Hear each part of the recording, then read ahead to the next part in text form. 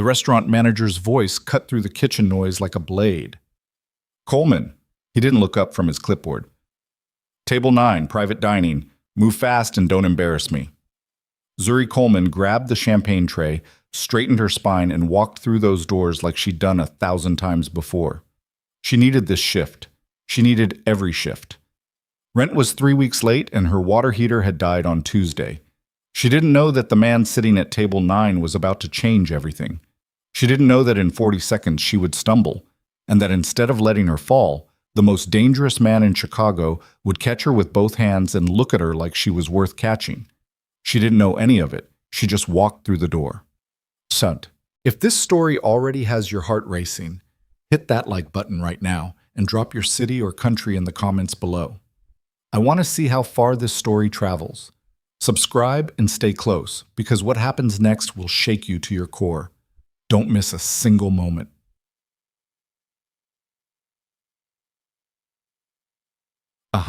Zuri Coleman had learned early that the world did not slow down for grief. Her mother died when she was 11. A car accident on the Eisenhower Expressway, February, black ice. A semi-truck that never saw the Honda Civic in its blind spot. Her father followed 2 years later, not in any dramatic fashion, just a heart that had been quietly giving up since the funeral and finally stopped one Thursday morning in the kitchen while he was making oatmeal. She found him when she got home from school. The bowl was still warm. After that, her grandmother had stepped in. Mabel Coleman, 72 years old, bad knees, sharp tongue, and the kind of love that didn't need pretty words to prove itself. She used to say, "Baby, crying doesn't stop the clock. Get up and tend to what's yours." Zuri had taken that in like oxygen. She had built herself around it. Mabel died the winter Zuri turned 19. Pneumonia that moved fast, a hospital that moved slow. By the time Zuri understood how serious it was, there was nothing left to fight for. She was 22 now, and she was alone in the way that people can be alone even in a city of 3 million. Not friendless, not invisible, just untethered, like a kite that had lost its string and was doing a pretty good job of staying in the air on its own, but couldn't quite stop noticing that there was nothing holding it to anything. She worked doubles at Carmine's, one of those downtown Chicago restaurants where the lighting was golden and the wine list was longer than most novels. She wasn't a great waitress in the sense of being polished and effortless. She was a good one in the way that mattered. She remembered faces. She anticipated needs. She moved through a room with quiet efficiency and never once made a customer feel like an inconvenience, even when they were. Especially when they were. She had learned to make herself useful in rooms where she didn't quite belong. That was its own kind of skill. That Tuesday evening in November started badly and got worse. She had split a seam in her uniform on the bus ride in. A small thing, but it sat in her chest like a stone. She'd borrowed a safety pin from the coat check girl Maya, who had given her a look of genuine sympathy and a granola bar that Zuri ate standing up in the break room because she hadn't had lunch, and her hands were starting to shake. Coleman. Her manager, Dennis, found her before she'd finished chewing. Table 9, private dining room. They just opened the room for a last-minute reservation. I need you in there. What's the table? 8 guests, Korean nationals, one of them is local. They booked the room through the Armitage Group. He paused, and she could see him deciding how much to say. Be professional. When am I not? He gave her a look that meant she wasn't supposed to ask questions like that, and walked away. Zuri tucked the last of the granola bar into her apron pocket, straightened her collar, and went to get the champagne. The private dining room at Carmine's was at the back of the building, through a hallway with dark wood paneling and framed photographs of people who looked like they had been important in the 1960s. The room itself held a single long table, 12 chairs, soft lighting, and a view of the kitchen garden through windows that nobody ever looked at. It was the kind of room that communicated, without saying anything, that whoever was inside it did not need to be impressed by you. She pushed through the door with the champagne tray held at shoulder height, the way she'd been trained. The room was quieter than she expected. 8 men, mostly seated. Conversation in Korean that paused when the door opened, then resumed. Someone had ordered the duck confit to start. She could smell it from the pass. Zuri moved to the table and began placing glasses, reading the room the way she always did. two men near the far end who kept glancing toward the door. Security. She cataloged them automatically, without knowing exactly why. An older man at the left who sat with the stillness of someone who had learned patience the hard way. A younger one at his elbow who looked bored and hostile in equal measure. And the man at the head of the table. She noticed him last, which was strange because he was the kind of person you should have noticed first. He wasn't the biggest man in the room. He wasn't the loudest. In fact, he hadn't said a word since she entered. He was 28 years old and looked it, except for something behind his eyes that didn't. He was watching her the way people watch a problem they're calculating, except without any particular menace in it. Just attention. Clean and unblinking. Kang Tae-hyun. She didn't know his name yet. She rounded the table and reached across to set a glass near his right hand. The seam in her uniform chose that moment to surrender entirely. The safety pin gave way, her elbow caught the edge of the tray, and the world tilted. It happened fast and slow at the same time, the way certain moments do. She felt the tray going, felt her balance going with it, felt the cold certainty of the fall already beginning in her knees and her stomach. His hand caught her forearm. Not the tray. Her.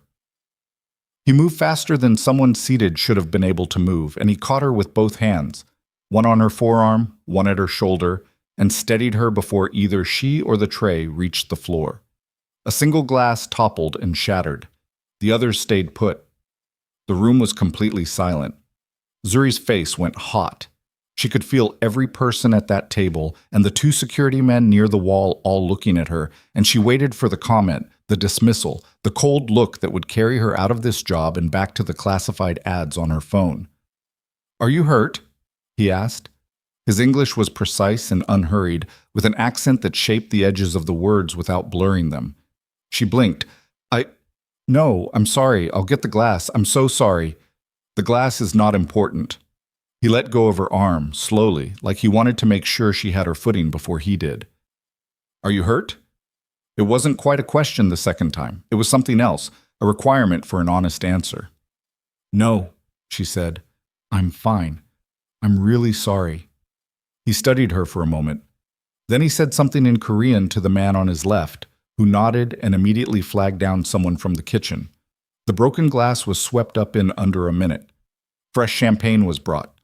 The conversation at the table resumed, and Kang Tae-hyun looked back at her and said, "Stay." She didn't know what that meant. She stood there, tray held at her side, completely unsure whether she was being reprimanded or offered something else. "Sit," he said. He gestured to the empty chair 2 seats down from him, the one that had been set but not filled. "For a moment. If you have a moment." "Sir, I'm working. I know." He said it simply, like it was nothing, like there was no power differential in this room at all. "I am asking you to sit anyway." She looked toward the door. She looked at him. She sat down. The man to his left shifted almost imperceptibly. Nobody else reacted. "What is your name?" Tae-hyun asked. Zuri Coleman." "Zuri." He said it correctly, with the emphasis in the right place, which almost nobody did on the first try. "How long have you worked here?" "Going on 3 years." "You are good at your job." She wasn't sure what to do with that. "Thank you." "That wasn't flattery. I don't give flattery. You're good at your job. I watched you work for the 2 minutes before the glass broke. You are precise and you think ahead. Those are not common qualities." Zuri looked at him. He was watching her with the same quality of attention as before, steady and without performance. Nothing about it felt unkind. "The seam on my uniform tore," she said, because she didn't know why, but she felt like he deserved the honest version. "I had it safety pinned. The pin let go."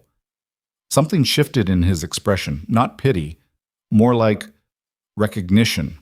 Of what, she didn't know. "Have you eaten today?" The question landed strangely. That's not... You're holding the tray the way someone holds something when they are dizzy, a little too carefully. It is what people do when they are compensating." He paused. "Have you eaten today?" She said nothing for a second too long. "There's a granola bar in my apron pocket," she said finally. He turned to the man on his left and said 2 words in Korean. The man stood immediately and disappeared through the side door. "You don't have to sit," Zuri started. I know, Taehyun said again, in exactly the same tone as before. I'm doing it anyway. 5 minutes later, there was a plate of food in front of her. Not a side dish, not something thrown together, an actual plate. Duck confit and seasonal vegetables and a small roll, assembled with care. She stared at it. Eat, he said. I will keep talking so it is less uncomfortable. She ate. He talked about the building, about Chicago's architecture, about a particular feature of the skyline he found interesting. Nothing significant, nothing that required her to respond with her mouth full. She understood, with a kind of quiet astonishment, that he was doing it on purpose, and the deliberateness of the kindness was somehow more affecting than the food itself. When she'd finished enough to feel steady again, he stopped the architectural commentary and asked, "What do you want to do? Beyond this?" She looked up. "Most people who are as careful as you are," he said, "are saving their attention for something." "What is it?" Zuri put her fork down. "Business," she said. "My own. Something legitimate that I built myself. I want a degree first. I've been doing night courses. Community college. It's slow." "What kind of business?" "I don't know yet. Something that helps people. Practically helps them. Not in a soft way. Real help. Housing, maybe. Resources." She stopped herself. "That's vague." "It is a beginning," he said. "Vague is where everything starts." She looked at him. "What do you do?" There was a pause. Small, but real. "I manage investments," he said. "Import and export. Real estate. Several different sectors." Something in his voice was careful. She noticed it and filed it away. She didn't know what to do with it yet. "That sounds like it covers a lot of ground," she said. "It does." The man to his left returned then, leaned down, and said something quiet in Tae-hyun's ear. The quality of stillness in the room changed. It wasn't dramatic. One of the security men near the wall straightened by half an inch. The bored-looking young man at the end of the table stopped looking bored. Tae-hyun did not change his expression. "I need to return to my guests," he said. He reached into his jacket and produced a card. No logo, no title, just a phone number in clean black text on white stock, and placed it on the table in front of her. "If you want to finish the conversation." Zuri looked at the card. "What conversation?" "The one we haven't had yet." He said it simply, like it was obvious. "About what you are building and what you might need to build it." She picked up the card. "I might not call," she said honestly. "I know," he said. And this time there was something in it she hadn't heard in the previous two uses of those words. Not certainty, something quieter than certainty, something that sounded like it was comfortable with the possibility of being wrong. She stood, picked up her tray, and walked back out through the door. In the hallway, she pressed her back against the dark paneling for a moment and breathed. Her hands weren't shaking anymore. Her face was still warm. The card was small and solid in her apron pocket, next to the last broken edge of the granola bar wrapper. Dennis was waiting at the end of the hallway.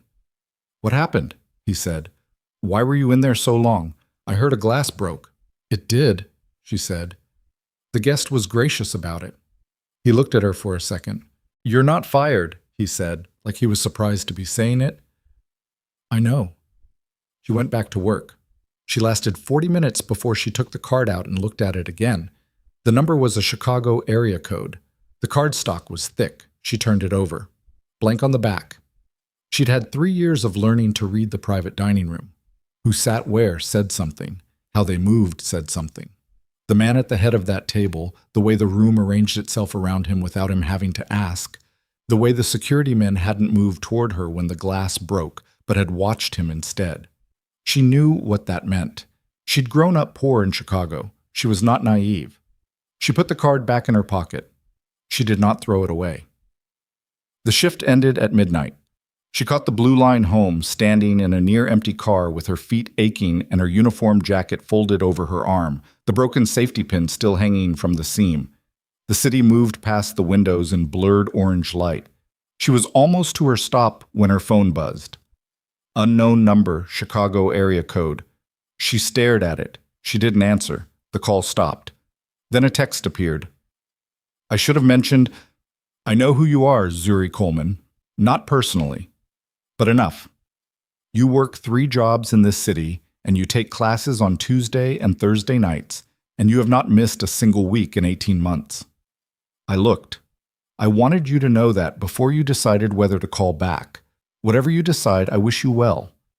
She read it twice, then a third time. Then she put her phone in her jacket pocket and got off at her stop and walked the 4 blocks home in the November cold and stood outside her building for a long moment, looking up at the sky, which was doing nothing spectacular, just being dark and wide and indifferent the way the sky always was. She went inside. She made tea. She sat at her kitchen table with the card in front of her and her phone beside it, and she thought about a man who moved faster than gravity and asked if she was hurt before he asked about the glass. And she thought about what it meant to be seen in a room where you were not supposed to matter. She thought about her grandmother's voice. Baby, crying doesn't stop the clock. She picked up the phone. She called. It rang once. I wasn't sure you would, he said. I wasn't either, she said. And then, because it was late and she was tired and she had learned the hard way that honesty cost less in the long run than pretending. I know what you are. I don't know the details, but I know what kind of man sits at the head of that kind of table. Silence on the other end, long enough that she thought she'd miscalculated. Then, yes, he said. You do. So why are you calling me? Because you are the first person in a long time who looked me in the eye and told me the truth about a safety pin, he said, and because I think you deserve more than a granola bar and a double shift. Zuri was quiet. Outside her window, the city was doing what it always did, noise and motion and nobody waiting. I have class Thursday night, she said. I know. So if you want to talk, she said, it would have to be before 6. Before 6, he agreed. She hung up. She sat at the kitchen table for a long time after. The tea went cold. The card sat in the middle of the table in the apartment light, white and clean and very small, and Zuri Coleman looked at it and felt something she hadn't let herself feel in a long time, something cautious and uncertain and alive. She didn't name it. She just let it be there. They met on a Wednesday, before 6, at a coffee shop on West Monroe that was the kind of place that didn't try too hard. Plain tables, decent espresso, nobody looking at anybody else's business. Zuri got there first, which she'd done on purpose. She wanted to see how he arrived. He arrived alone. That surprised her. She didn't know why it should have, but it did. No security men flanking him, no driver holding a door. Just a man in a dark wool coat walking through the entrance of an ordinary coffee shop like he was allowed to be ordinary, which she supposed he was.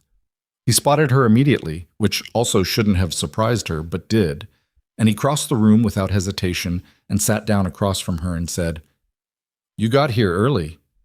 So did you, she said. I've been outside for 10 minutes. She stared at him. I wanted to see how you arrived, he said. They looked at each other across the table. Something almost like amusement moved through his expression. Not quite a smile, more like the shadow of one. Zuri felt the corner of her own mouth twitch, despite herself. That's unsettling, she said. It's habit, he said. I'm sorry. The apology landed flat and genuine at the same time, which was a combination she hadn't encountered much. She ordered black coffee when the server came. He ordered the same, and she noticed he didn't look at the menu, just matched her order, and she couldn't tell if that was deliberate or not.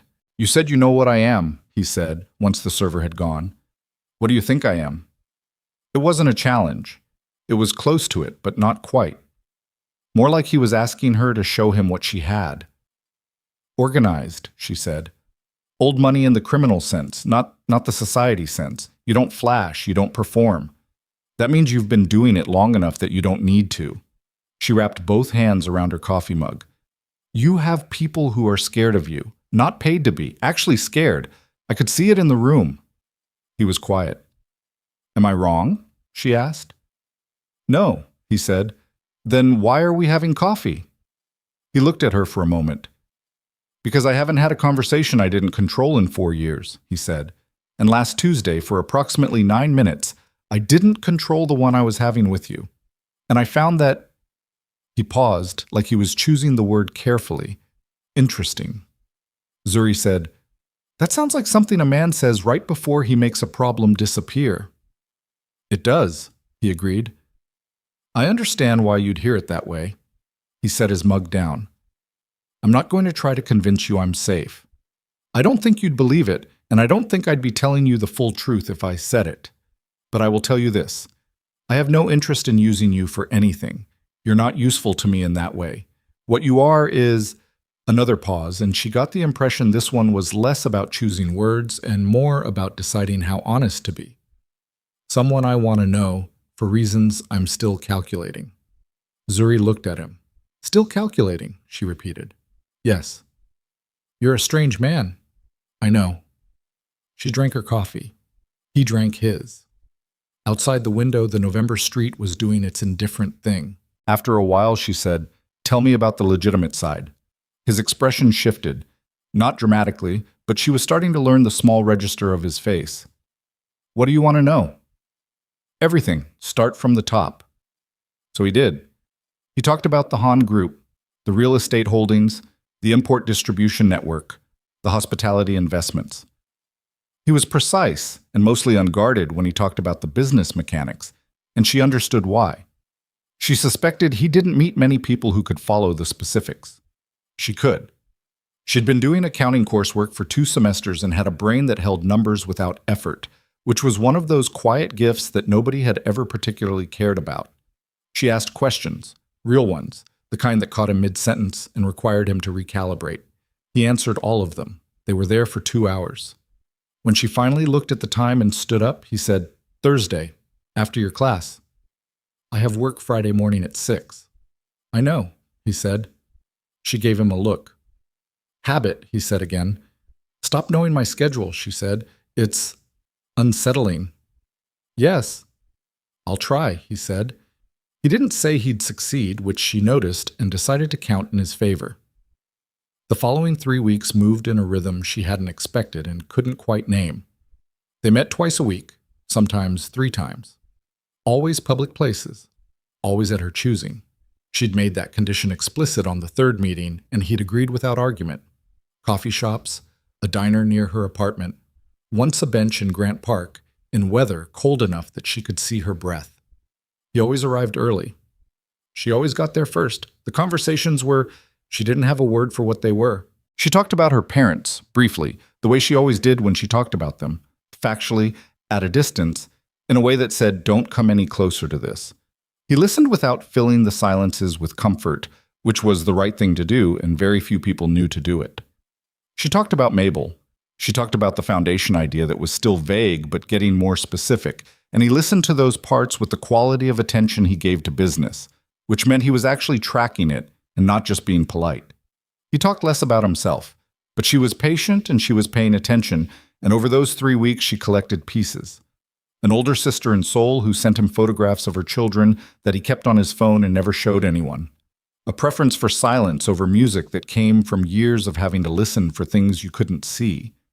A habit of order that she recognized as the kind that gets built by people who grew up in chaos and taught themselves to construct calm out of sheer will. She didn't ask about the criminal organization. She already knew enough, and she was aware that knowing more would cross a line she wasn't ready to cross. She was aware also that she was already further across it than she'd intended. The thing that changed the temperature happened on a Friday night, 3.5 weeks in. She was finishing a close shift at Carmine's, breaking down her station, when Dennis appeared at the kitchen pass with a look on his face that she'd learned to dread.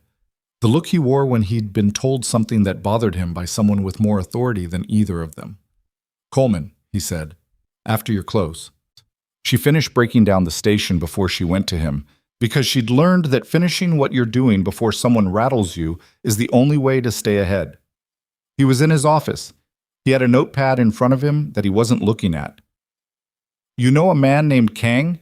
he said. Her chest went still. She kept her face even. "Why?"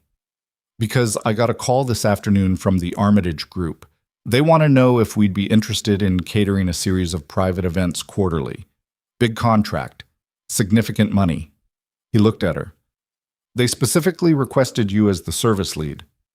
Zuri said nothing. I need to know if there's something I should know, Dennis said. I've met the man twice professionally, she said, which was technically accurate. Dennis studied her.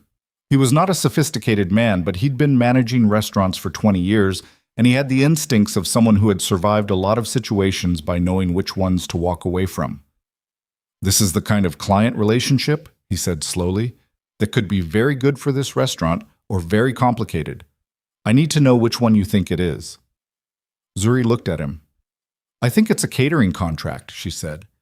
I think you should decide based on whether the money is good. He looked at the notepad, then he looked back at her. The money is very good, he said. Then there's your answer.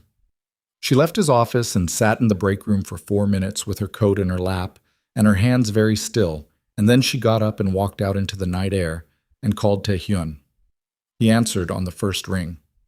The Armitage Group called my restaurant today, she said. A pause. Short. I know. You did that. Yes. Without asking me. Yes. No elaboration. No defense loading up behind the word. Just the word, sitting there, waiting for her to do what she was going to do with it. Why? She said. Because you need a stable income with better hours so you can carry the coursework. Because the contract is legitimate and the money is real and you will do the job well. He paused. And because I wanted to do something that was useful rather than impressive. Zuri stood on the sidewalk in the cold with the city noise around her. You don't get to make decisions about my life, she said. Her voice was flat. You don't get to arrange things without asking. Not even good things. Especially not good things. I understand, he said. Do you? I made the call because it was efficient, and I didn't stop to consider that efficient is not the same as right. I should have asked. I didn't. That was wrong. He said it directly, without the performance of remorse and without moving on from it too fast. If you want me to pull the contract, I will. She was quiet. I don't want you to pull it, she said. The money would matter.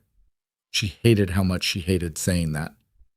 But if you ever do something like this again without asking me first, I will disappear and you will not find me. Do you understand that? Yes, he said. I do. She hung up. She stared at the street for a moment. Then she walked to the bus stop and went home. He texted at 11 that night. I'm sorry, genuinely, not as a formality. She didn't respond that night. She responded the next morning. I know. Don't do it again. His reply came back in under 30 seconds.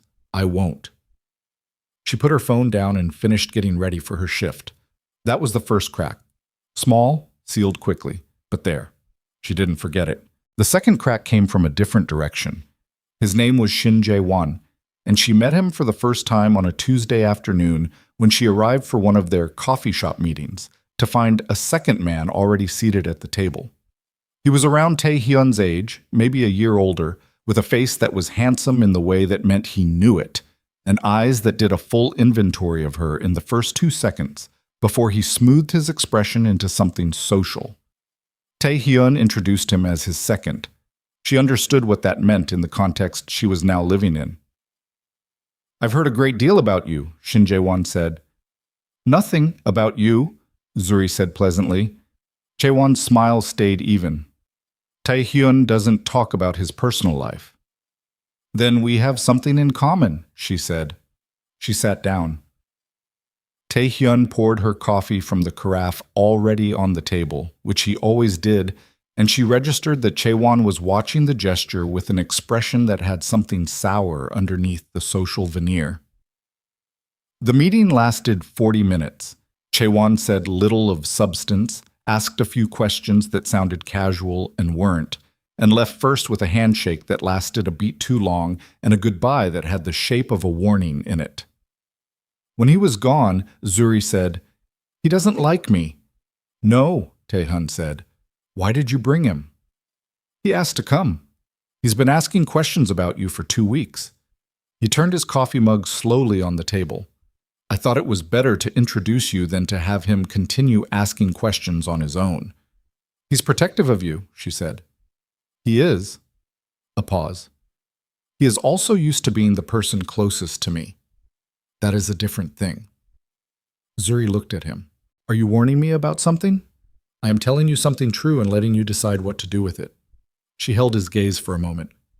You do that a lot, she said. Give me information and step back. I've found that people make better decisions when they're not being pushed. Or you're not good at asking for things directly. He didn't answer that immediately. When he did, it was quiet. Both things can be true. She thought about that for a long time afterward. The third week of December, something shifted. She didn't see it coming, which she would later think was her own fault, because the signs had been there if she'd been paying the right kind of attention.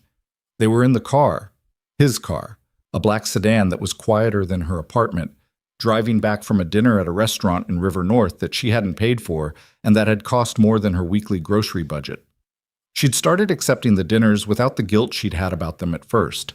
That was its own warning sign, and she'd noticed it and filed it away. He got a call. He took it without apology, which was normal. She'd learned that his phone operated on a different set of rules from everyone else's, and she'd decided that was something she was choosing to accept right now and could unchoose later. He listened. He said 4 words in Korean. He ended the call. He did not put the phone away. I need to take you home, he said. We're already going to my place. Now, he said. Something had gone flat in his voice, not cold toward her, cold in the way that a room gets cold when a window breaks, the whole temperature dropping because something external had entered. What happened? She said. Nothing that involves you. Taehyun. He looked at her, a quick sideways look from the driver's seat that she'd learned to read. He was calculating something. There was an incident, he said. One of my operations. Nothing near you, nothing that... I'm not asking if I'm safe, she said. I know you'd have taken care of that. I'm asking what happened. The car was quiet for a moment. 2 of my men were hurt, he said. Badly. She went still. Is this the Park Syndicate? She didn't know the name from him. She'd found it herself 3 weeks earlier in an old Chicago Tribune article about the shift in Chicago's underground economy that she'd dug up at midnight on a Friday, sitting at her kitchen table, because she'd decided that if she was going to be in this, she was going to understand what she was in. He turned to look at her properly for the first time since the call. Where did you hear that name? Research, she said. Newspapers. Public record. She held his gaze. I told you I know what you are. That means I do my homework. The silence that followed was different from the comfortable silences they'd built over weeks. This one had weight in it. Yes, he said finally. The Park Syndicate. And they're escalating. Yes. How bad? He was quiet for a moment. Bad enough that I need to ask you something. He pulled the car over, which she hadn't expected. They were 2 blocks from her apartment, and he stopped the car and turned to face her, and the streetlight came in through the window and made his face look older than 28. What we have right now, this thing between us, whatever it is, it makes you visible. In my world, visible means targetable. I have managed so far to keep your name away from the people who would use it, but the park situation is changing the geometry. He stopped. Started again. I am not asking you to leave. I am telling you that if you stay, the risk that comes with staying is real, and I cannot promise it is manageable. Zuri looked at him. You're telling me to make a choice, she said. I'm telling you that you have one. A real one. She looked out the windshield at the street. The ordinary street, the ordinary city, going about its ordinary business. She thought about her parents. She thought about Mabel. She thought about all the years of building a careful, small, safe life inside the space that grief had left her, and how the walls of that life had started feeling less like shelter and more like a cell. I know what I'm choosing, she said. I chose it 3 weeks ago. She turned back to him. What I need from you is honesty, not protection, not management, honesty. If something is happening that puts me in danger, I need to know before it puts me in danger. Can you do that? He held her eyes for a moment that stretched. I can try, he said. I won't always succeed, but I can try. It wasn't a perfect answer. She'd stopped expecting those. Okay, she said. She picked up her bag. Come upstairs. He blinked. It was the first time she'd seen him genuinely caught off guard, and she filed that away too, warm and small. "I'll make tea," she said, "and you can tell me everything you know about the Park Syndicate. Everything. Not the version you've decided I can handle, the real version." He looked at her. He got out of the car. He told her everything. They sat at her kitchen table until 2 in the morning, the tea going cold, the city going quiet, and she listened to the architecture of a criminal war that had been building for 18 months. The Park Syndicate was newer than the Han organization, leaner, and run by a man named Park Seong-hyun, who'd built his network through a combination of strategic violence and deliberate infiltration, planning people inside competing organizations and waiting. 2 of the men who'd been hurt tonight had been with the Han organization for 6 years. Loyal, as far as anyone had known. "Someone inside told them the location," Tae-hun said. "You have a leak," Zuri said. "Yes. And you don't know who." "I have suspicions." He looked at the table for a moment. 3 people knew the details of tonight's operation. Zuri did the math. "You're second," she said. He said nothing. "Shin Jae-won," she said. "He's one of the 3. "He is one of the 3, Tae-hyun confirmed. His voice was completely even, and that evenness was the most frightening thing she'd heard him produce, because she understood now that it wasn't restraint. It was grief that had been put somewhere cold. Zuri sat with that for a moment. "What are you going to do?" "I don't know yet," he said. "I need to be certain before I do anything, and I need to be certain quickly, because if I'm right, he already knows I'm looking." She looked at him across her kitchen table, in her ordinary apartment, with its water-stained ceiling and its second-hand furniture, and the photograph of Mabel on the refrigerator that she'd taped up 3 years ago and never moved. "Tae-hyun," she said. He looked at her. "If you're right," she said, "and it's him, what does that mean for you?" He held her gaze for a long moment. "It means I've been building on something rotten," he said quietly, "for longer than tonight." She reached across the table and put her hand over his. He went very still. Not uncomfortable. Still in the way of someone who had received something they had stopped expecting and didn't know quite what to do with the receiving of it. "Then you find out," she said, "and then you deal with it, and then you build something better." He looked down at her hand. "You make it sound manageable," he said. "It's not," she said, "but that's where you start." He turned his hand over beneath hers, slowly, and she felt the calluses on his palm and the controlled tension in his fingers, and she thought, this man has been holding everything by himself for a very long time, and nobody has noticed, and I have noticed, and I don't know what to do with that yet, but I know it's true. His phone lit up on the table, Chaewon's name on the screen. They both looked at it. Tae-hyun did not answer it. The call rang out. Then a text appeared, and she could see it from across the table. "We need to talk. Tonight. It's important." He turned the phone face down. He looked at her. She looked at him.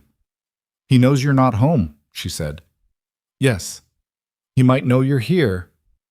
"Yes," Tae-hyun said. "He might." The apartment felt very quiet suddenly. The refrigerator hummed. Mabel's photograph sat on its door in the ordinary light, and Zuri felt the weight of what was happening settle into the room like a change in air pressure before a storm. There was no going back from this moment. She understood that clearly. Whatever had been theoretical before tonight, the danger, the choice, the question of what she was walking into, had stopped being theoretical. Tae-hyun stood, not to leave, to think. The way she'd learned he thought on his feet. He picked up his phone, stared at the dark screen, and said without looking at her, "I have to go. I have to go now, tonight, and handle this before Jae-won can move first." "I know," she said. He turned. He looked at her like he was memorizing something. "Lock the door after I leave," he said. "Don't answer if anyone knocks tonight who isn't me." Tae-hyun. "Yes." "Come back," she said. It was the simplest thing she'd ever said to him. It was also the most that she'd ever offered anyone since the last time she'd said anything like it. And the last time had been to a hospital room that hadn't been able to keep its promise. He crossed the room. He stopped in front of her, close, closer than he'd ever stood, and she could smell the cold from outside still on his coat. He raised one hand and touched the side of her face, Just briefly, thumb at her cheekbone. The way you touch something you're not sure you're allowed to touch. I've never done this before, he said. Done what? She said, though she thought she understood. Any of this, he said. Any of the parts that matter. He dropped his hand. He walked to the door. He unlocked it, opened it, and stopped. Lock it, he said. Then he was gone. She locked it. She stood in the middle of her apartment with her hand flat against the door, and her heart doing something loud and uneven that she didn't have a name for yet. And she understood with absolute clarity that she had just crossed the last line that could have been uncrossed, and she was not sorry, and she was terrified, and both of those things were entirely true at the same time. She didn't sleep. She tried. She lay on top of the covers with her coat still on, because the apartment had gone cold, and she couldn't make herself get up to adjust the thermostat, and she stared at the ceiling and listened to the building breathe around her. The pipes, the couple on the floor above who kept late hours, the wind off the lake working at the window frames, the ordinary sounds of an ordinary building. She concentrated on them like they were something to hold on to. At 4:17 in the morning, her phone buzzed. One word from Tae-hyun. Safe. She exhaled so hard her ribs ached. She texted back. Okay. She did not ask what had happened. She would ask in daylight, when she could see his face. She slept for 3 hours, shallow and restless, and woke up to gray December morning light and the specific exhaustion of a body that had kept itself on alert all night. She made coffee. She stood at the window. The street below was doing its morning routine. A delivery truck double parked, a woman walking a dog that kept stopping to investigate things, a man in a construction vest eating something from a paper bag at the bus stop. She thought about what Tae-hyun had said. I've never done this before. Any of the parts that matter. She thought about his hand on the side of her face, the careful weight of it, the way he'd held it there for exactly as long as he could justify and then taken it back. She thought about Shin Jae-won's name on that phone screen. She drank her coffee and made herself think practically, because that was the skill she had and the one that was going to be useful. He called at 9. I need to see you, he said. His voice was different. Not flat, not cold, but stripped of the precision she'd gotten used to. Something exposed underneath. Come here, she said. He was at her door in 20 minutes. She'd been counting. He looked like he'd been awake all night, which he had. His coat was the same one from last night, and there was a cut on the back of his left hand that had been cleaned but not properly dressed, the skin split and beginning to bruise at the edges. She looked at the hand. Kitchen, she said. Sit down. She found the first aid kit under the bathroom sink and brought it to the table. She sat across from him and took his hand and began working on the cut without asking how it happened because she'd decided she was going to clean it before she asked anything, and if he had something to say, he would say it. He did. It wasn't Jae-won, he said. She paused with the antiseptic pad against his knuckle. What? The leak. It wasn't him. He let her work on his hand and stared at the table. I pulled Jae-won in last night, asked him directly. He was, a breath short and controlled, he was not the person I was looking for. He was angry, genuinely angry, and he knew things about the park operation that he shouldn't have known if he'd been on their side. Things that only made sense if he'd been trying to investigate this on his own. Zuri pressed the pad down firmly. He didn't flinch. So he was protecting you. In his way, without telling me. Which is... He stopped. Which is exactly what you'd do, she said. He looked at her. You said he was the person closest to you, she said. He learned from you, keeping things controlled, keeping people away from information until you were sure. She put a bandage strip over the cut, smoothing it down. So if it wasn't Jae-won, who was it? He was quiet for a moment that felt like a held breath. A man named Cho Min-seok, he said. He manages logistics for 3 of our distribution routes. He's been with the Han organization for 11 years. Zuri set down the first aid kit. That's a long time. Yes. How long has he been working for Park? We believe 14 months. She did the calculation. He turned before the escalation started, before any of this was visible. Before any of this was visible, Tae-hyun confirmed. Which means Park Seung-hyun planned this far in advance. He didn't recruit someone and then move. He put someone inside and waited over a year, building a map of our entire operation, and then began applying pressure. Zuri looked at him. The morning light was doing nothing kind for the tiredness on his face, and she looked anyway because she wanted to understand what she was looking at. This was a man who had built his security around the assumption that loyalty was something you could read, and someone had spent 14 months proving that assumption wrong. "Where is Cho Min-suk now?" she asked. "In a room," Taehyun said. Not elaborating. She understood he wasn't going to elaborate on that part, and she understood why. "And Park Seung-hyun knows his asset is compromised," she said. "Yes, which means the window for what Park planned to do next just closed, and he will move to whatever contingency he has. He has a contingency. A man who waits 14 months always has a contingency." He looked at his bandaged hand. "That is what I couldn't sleep through last night." Zuri stood, refilled her coffee, refilled his without asking, and sat back down. "Then you have... what? How much time?" "Days," he said. "Maybe less." The kitchen was quiet. The delivery truck outside had moved on.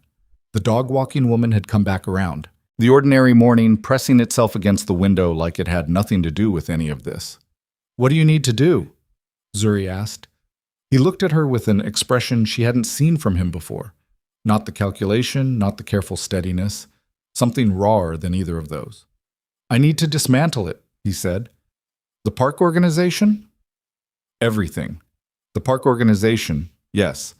But also, I need to take the Han organization apart at the points they've already mapped. Cho Min-suk knew the distribution routes, 4 properties, and the names of 11 key people." He paused. "He knew your name." The room went very still.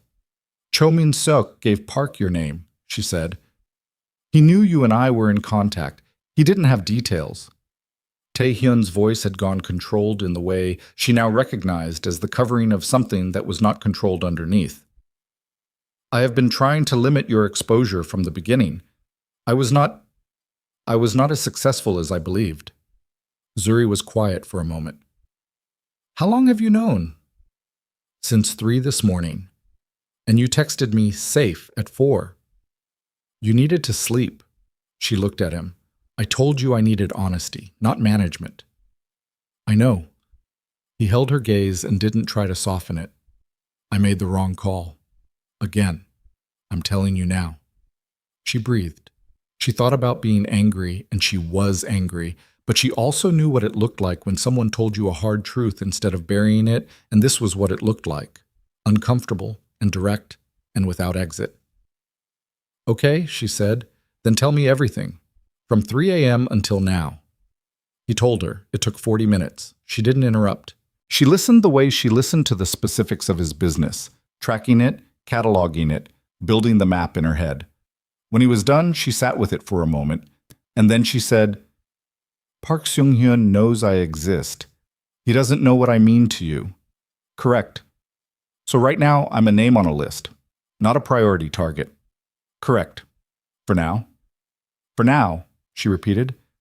"Which changes when?" "When Park makes his next move and I respond to it.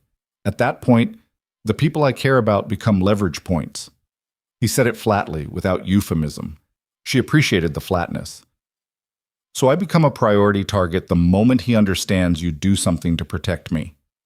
"Yes." She looked at the table for a moment. "I need to not be somewhere predictable," she said. "I have a place," he said immediately. "Secure, you'd have everything you need." "I'm not disappearing into a room somewhere, Taehyun." "Zuri, I will adjust where I'm sleeping. I won't go to work for a while. I'll tell Dennis it's a family matter. He won't push. I'll stay off routine." She met his eyes. "But I'm not going into a box. I've spent enough of my life in small spaces waiting for things to get better." He looked at her for a long moment. She could see him wanting to argue and deciding against it.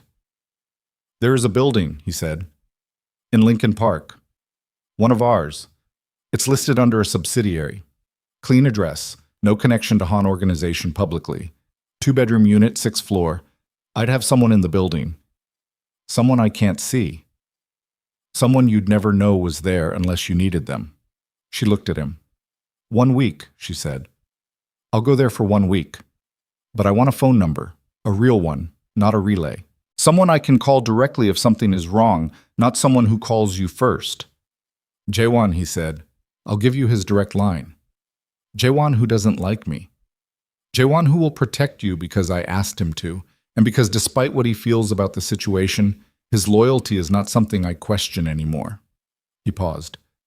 He spent 3 weeks investigating a security breach that should have been my job to catch, without telling me, because he didn't want me to face it until he was sure. That is the kind of man he is. Zuri thought about that. Okay, she said. Taewon. She packed a bag that afternoon. 2 days' worth of clothes, her coursework, her laptop, the photograph of Mabel. She didn't know why she took the photograph. She just did. Taehyun drove her to the Lincoln Park building himself. He walked her up to the 6th floor and showed her the unit. Plain, clean, nothing personal about it. The furniture the kind that came with the space. A window that looked out over the street.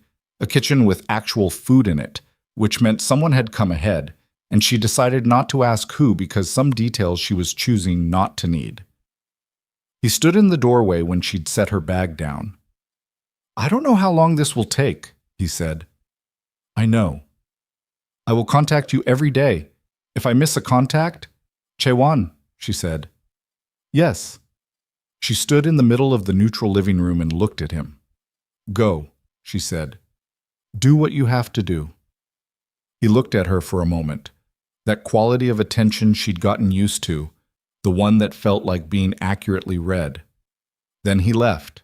She heard the elevator. Then nothing. She sat down on the floor of the living room because the couch felt too formal for how she felt, and she put the photograph of Mabel against the baseboard where she could see it, and she sat there and breathed. Baby, crying doesn't stop the clock. I know, Mabel, she said to the empty room. She opened her coursework. 4 days passed. He called every morning before 8 and every evening before 10. The calls were short. He told her what was stable and what wasn't, not in detail, but in enough to give her a shape of things. She could hear the exhaustion deepening in his voice by day 2, and by day 3 it had moved into something past exhaustion, into that flatland that people reach when they've been running on decision-making alone for too long, and the body starts cutting things it doesn't need, like warmth and nuance, just to keep functioning. Haewon texted her on day 2, a single message. Number is secure. Use it if something's wrong. Don't use it to ask if things are going okay. I'll tell you if they're not. She had almost liked him for that. She completed 1 full coursework module. She slept badly. She cooked on the 3rd day, actually cooked, because she'd found the kitchen was stocked with things she would have bought herself. And she thought about who had known what she kept in her refrigerator and decided that was something to be unsettled about later. The 4th evening, the call didn't come. She waited until 10:15 and then she called back. It went to voicemail. She called Chaewon. He answered on the 2nd ring. I know, he said, before she could speak. What happened? I don't have details yet. A pause. She heard movement in the background, the sound of other voices. Stay in the unit. Don't open the door for anyone until I personally call you and tell you it's clear. Jaewon. Zuri. His voice was sharp, not unkind, but stripped of anything but function. I need you to not ask me questions for the next 20 minutes. I need that time to make sure you stay safe. Can you do that? She gripped the phone. 20 minutes, she said. Yes. She hung up. She stood in the kitchen of the neutral apartment and felt the walls of the small space press in very slightly, the way spaces do when the air changes, and she counted the seconds and didn't look at her phone and didn't look at the window and didn't let herself think about hospitals or phones that rang without answer. It was not 20 minutes. It was 43. When Chaewon called back, his voice had changed, not in the direction she'd been afraid of. He wasn't delivering the worst news, but he was delivering something. There's been an attack on our primary facility in Pilsen, he said. Multiple casualties. Taehyun is... A breath controlled and brief. He is not among them. He's dealing with the situation directly. He can't call. How bad? She said. 3 men dead, 2 more in critical condition. A pause. Park moved earlier than we anticipated. Someone inside gave him the timing. Another leak, she said. A different one. Not from within the organization. He stopped. From outside. Someone who'd been watching the building for days. A surveillance operation. We missed it. Zuri sat down on the kitchen floor. How many people knew about that facility? 11, Chae-won said. And now Park Seung-hyun knew about it too, which means... He didn't finish the sentence, but she finished it in her head. Which means Cho Min-seok wasn't the only one who had been feeding information out. There was a second channel, a second person, or a second method that they hadn't found. There's still a leak, she said. There is still a leak, Jae-won confirmed. She pressed the back of her head against the kitchen cabinet and stared at the ceiling. Who else knows where I am? She said. A pause. A pause that lasted exactly long enough to tell her the answer before he gave it. Jae-won, she said very quietly. Who else knows where I am? 4 people, he said. Tae-hyun, myself, the man in the building, and the person who stalked the unit. The person who stalked the unit, she said. Who is that? Another pause. His name is Han Byung-soo, Jae-won said. He manages properties. He's been with us for 8 years. And is he one of the 11 people who knew about the Pilsen facility? The silence was long enough to be an answer. Yes, Jae-won said. Zuri stood up from the floor. I need to not be here, she said. Zuri, listen to me. Her voice was even, and she was vaguely surprised to find it so. If Han Byung-soo is the second leak, then Park Seung-hyun knows exactly where I am. And if Park is moving against Tae-hyun tonight, that means... She heard it before she finished the sentence. A sound from the hallway outside the apartment door. Not loud. The building had thick walls, but specific. The sound of 2 people moving carefully, which is different from the sound of 1 person moving normally, and she'd grown up in buildings like this, and she knew the difference. Chae-won, she said, low and quiet. Someone is outside the door. She heard him move, the sound of fast physical movement on his end, door slamming, running feet. Get away from the door, he said. Bathroom, lock it, now. She was already moving. She grabbed the photograph of Mabel off the baseboard because she didn't know why, but she did, and her laptop off the couch, and she was in the bathroom with the door locked in 8 seconds. She sat on the edge of the bathtub with the laptop in her lap and her phone to her ear, and she listened. The knock at the apartment door was not aggressive. That was almost worse. It was the knock of someone who wanted to present as ordinary. A neighbor, maintenance, nothing alarming. No one knocked twice. She heard the lock. Someone had a key. The apartment door opened. Footsteps. 2 sets. Unhurried. Zuri sat on the edge of the bathtub and breathed through her nose and did not make a sound and thought, this is what it comes to. 3 weeks of careful conversations and coffee shops and small truths exchanged at kitchen tables and 2 careful hands catching her before she could fall. And it had come to this, a locked bathroom door between her and 2 sets of footsteps in an apartment that was supposed to be safe. She thought about her mother. She thought about Mabel's voice. She did not cry. The footsteps stopped outside the bathroom door. Miss Coleman, a voice said, male, accented, calm. We are not here to hurt you. We are here to deliver a message. To Kang Tae-hyun, through you. She said nothing. We know you're in there, the voice said. We are not going to break the door. You have our word. Chae-won was still on the line. She could hear him breathing, fast and controlled. She could hear other sounds on his end. A car, voices. He was moving. Tell them you need 5 minutes, Chae-won breathed, barely audible. She held the phone against her chest so only her heartbeat was near it. Say what you came to say, she said, through the door. Her voice came out steady. She was distantly surprised. Park Seung-hyun wants Kang Tae-hyun to know that tonight's incident is a demonstration, not a conclusion. A pause. He wants to negotiate. Neutral ground, 72 hours. Another pause. And he wants Tae-hyun to know that we could have used you as leverage tonight. We chose not to. Mr. Park wants that choice to be understood as good faith.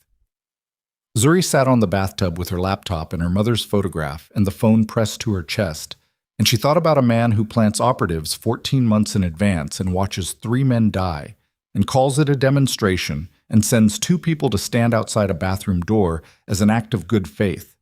And she understood with complete cold clarity that she was in the presence of a particular kind of intelligent violence, the kind that understood exactly how far to go and when to stop in order to produce maximum impact without triggering maximum response. Park Seung-hyun had not come for her. He'd come to show Tae-hyun he could. "I'll tell him," she said. Footsteps. Retreating. The apartment door opened and closed. She sat very still for 30 seconds. Then she put the phone back to her ear. "They're gone," she said. "I'm 40 seconds out," Jae-won said.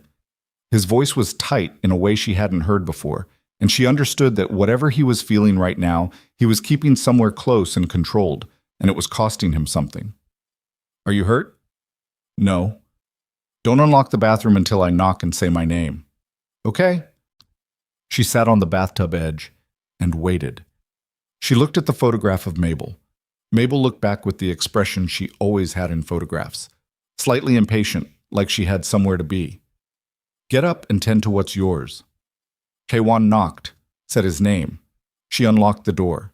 He stood in the bathroom doorway, breathing hard from the stairs, and he looked at her with an expression she didn't have words for, something between relief and a fury that wasn't directed at her. He had a phone in his hand and another in his jacket pocket, and he looked like a man who had been carrying several things he wasn't supposed to drop and had just barely not dropped them. "He's calling you," Jae-won said. Her phone buzzed in her hand. "Tae-hyun," she answered. "Zuri?" His voice was rough, raw in a way she hadn't heard from him. "I'm fine," she said immediately. "I know." "Jae-won." "I'm fine," she said again. "I'm going to tell you what they said, and then I need you to listen to me without interrupting. Can you do that?" A pause. "Yes," he said. She told him, word for word, as precisely as she'd held it in her head, because she'd known while they were saying it that she would need to deliver it exactly. He was silent through all of it. When she finished, she said, "Now I'm going to say something, and I need you to hear it." "I'm listening," he said. Park Seung-hyun sent 2 men to stand outside a bathroom door. He could have done more than that. He chose not to. That means he wants what he says he wants. He wants a negotiation. And that means this can be ended without more people dying. She stopped. "But you have to want that. You have to decide right now, tonight, with 3 men dead and your operation compromised and a second leak still inside your organization. You have to decide if you are building something worth protecting or just responding to attacks until there's nothing left to protect." The silence on the other end was long. When he spoke, his voice was different. Still raw, but under it something had shifted. The quality of a decision being made rather than fought. "I know what I want to build," he said.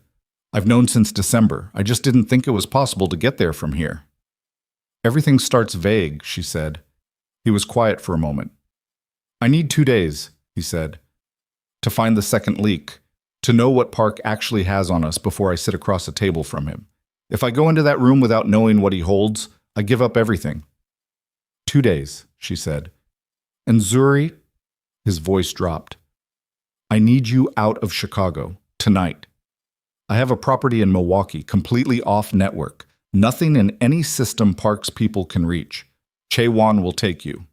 She looked at Chae-won, who was still standing in the doorway. He looked back at her with the flat, assessing expression she'd gotten used to, and she understood for the first time that underneath the hostility and the protectiveness and the complicated loyalty, he was also simply a man who had been running on not enough sleep and too much responsibility for a very long time, and she and he had more in common than either of them had chosen to see. "Milwaukee," she said. "Yes." 2 days, she said. "And then you call me, not to tell me everything is fine, to tell me the truth." "The truth," he said. "Yes." She hung up. She picked up her bag. She was already packed.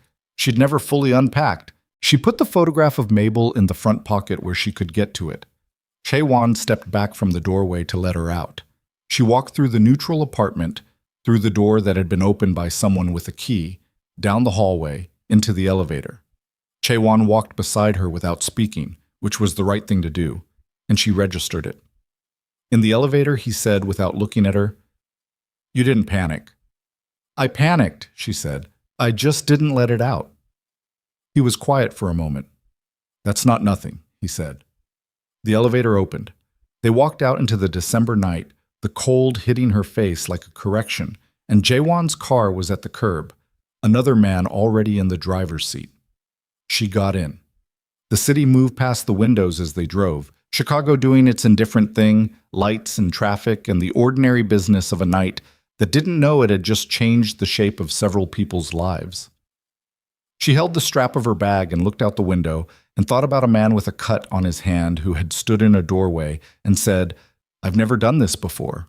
Any of the parts that matter. And she thought about the fact that in 2 days he was going to sit across a table from the man who had spent 14 months dismantling everything he'd built, and the only thing that would determine what happened next was whether he'd made the decision she'd asked him to make tonight, the real one, the one about what he was building and why. She thought about what it would cost him if he had. She thought about what it would cost both of them if he hadn't. Haewon's phone rang in the front seat. He answered it in Korean and listened and said something short and decisive and ended the call, and then he turned, just slightly, and said to her, "We found the second leak." She looked at him. His face, in the passing light, was the face of someone delivering information that had broken something that couldn't be put back together. "It's not Han Byung-soo," he said. She went still. "Then who?" she said. Chae-won turned back to face the road. "It's someone Tae-hyun trusted more than Byung-soo," he said. "More than me." A pause. "Someone who has known him since before the Han organization existed." The car moved through the city. "His name is Kang Sung-jun," Jae-won said. Zuri did not recognize the name for 3 full seconds. Then she did. Kang. The same family name. "That's his cousin," she said. "His older cousin," Jae-won said. "The man who taught him the business. The man who handed him the organization when he stepped back 6 years ago." He paused. "The man Park Seung-hyun apparently got to first." The car kept moving. Outside, Chicago went on being Chicago, enormous and indifferent and full of people who were sleeping through this, who would never know it had happened, whose lives were completely untouched by the fact that somewhere in this city, a man had just discovered that the foundation he thought he was standing on had been hollow all along, and had been hollow for longer than he could trace, and the person who had made it hollow was the one person he had never thought to check. Zuri sat in the back of the car with her bag in her lap, and her hands very still, and she thought about what this would do to Tae-hyun. Not the organization, not the strategy, not the war with Park, but to him, to the man underneath all of it, the one who'd touched her face like he wasn't sure he was allowed to, the one who said, "I've been building on something rotten without knowing yet how true it was, or how deep the rot went." She thought about what it meant to lose the person who built you before you knew who you were without them. She knew what that meant. She knew exactly what that felt like. "How far out is Milwaukee?" she said. 90 minutes, Jae-won said. "Call Tae-hyun," she said. "Tell him I know. Tell him I'm not going anywhere." She paused. "Tell him to call me as soon as he's done dealing with what he has to deal with, because I'm not letting him sit with this alone." Chae-won looked at her in the rearview mirror. He picked up his phone. He called at 3 a.m. She was awake. She'd been awake since they arrived in Milwaukee, sitting at the small table in the safe house kitchen with her coursework open in front of her, and none of it going in, just the words sitting there on the page while her mind ran the same track over and over, the footsteps outside the bathroom door, Chae-won's face in the rearview mirror, the name Kang Sung-jun landing in the back seat of that car like something dropped from a height. His cousin. The man who taught him. Her phone lit up the table. She answered before the second ring. "Tell me," she said. His voice was the flattest she'd ever heard it. Not cold, not controlled, just emptied out.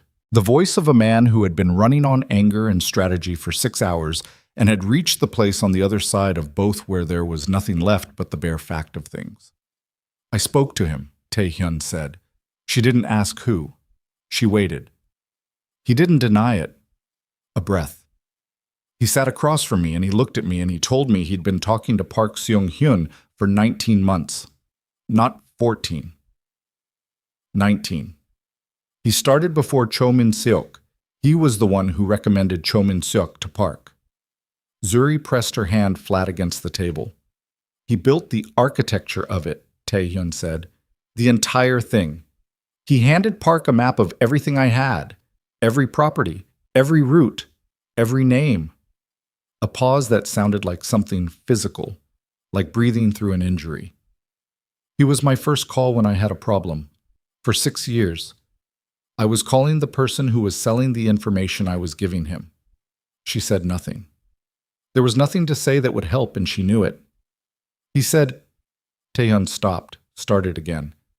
He said he did it because Park offered him a way out, that he'd never wanted any of this, that my father put him in the organization before he was old enough to know what he was agreeing to, that he'd been waiting for a door and Park was the door. Another breath. He said he tried to protect me, that he made sure Park's people never moved against me directly. 3 people died in Pilsen, Zuri said. Yes, Tae-hyun said. I told him that. What did he say? He said he was sorry. The flatness in his voice had something underneath it now, something that was pressing up against the surface and not quite breaking through. He said he was sorry, and he looked like he meant it, and I don't know what to do with that. I genuinely don't know what to do with the fact that he meant it and did it anyway. Zuri closed her coursework. Where is he now? She said. Secured. I don't know yet what I'm going to do. He paused. I've never had to make this decision about someone He stopped. Someone you loved, she said. A long silence. Yes, he said.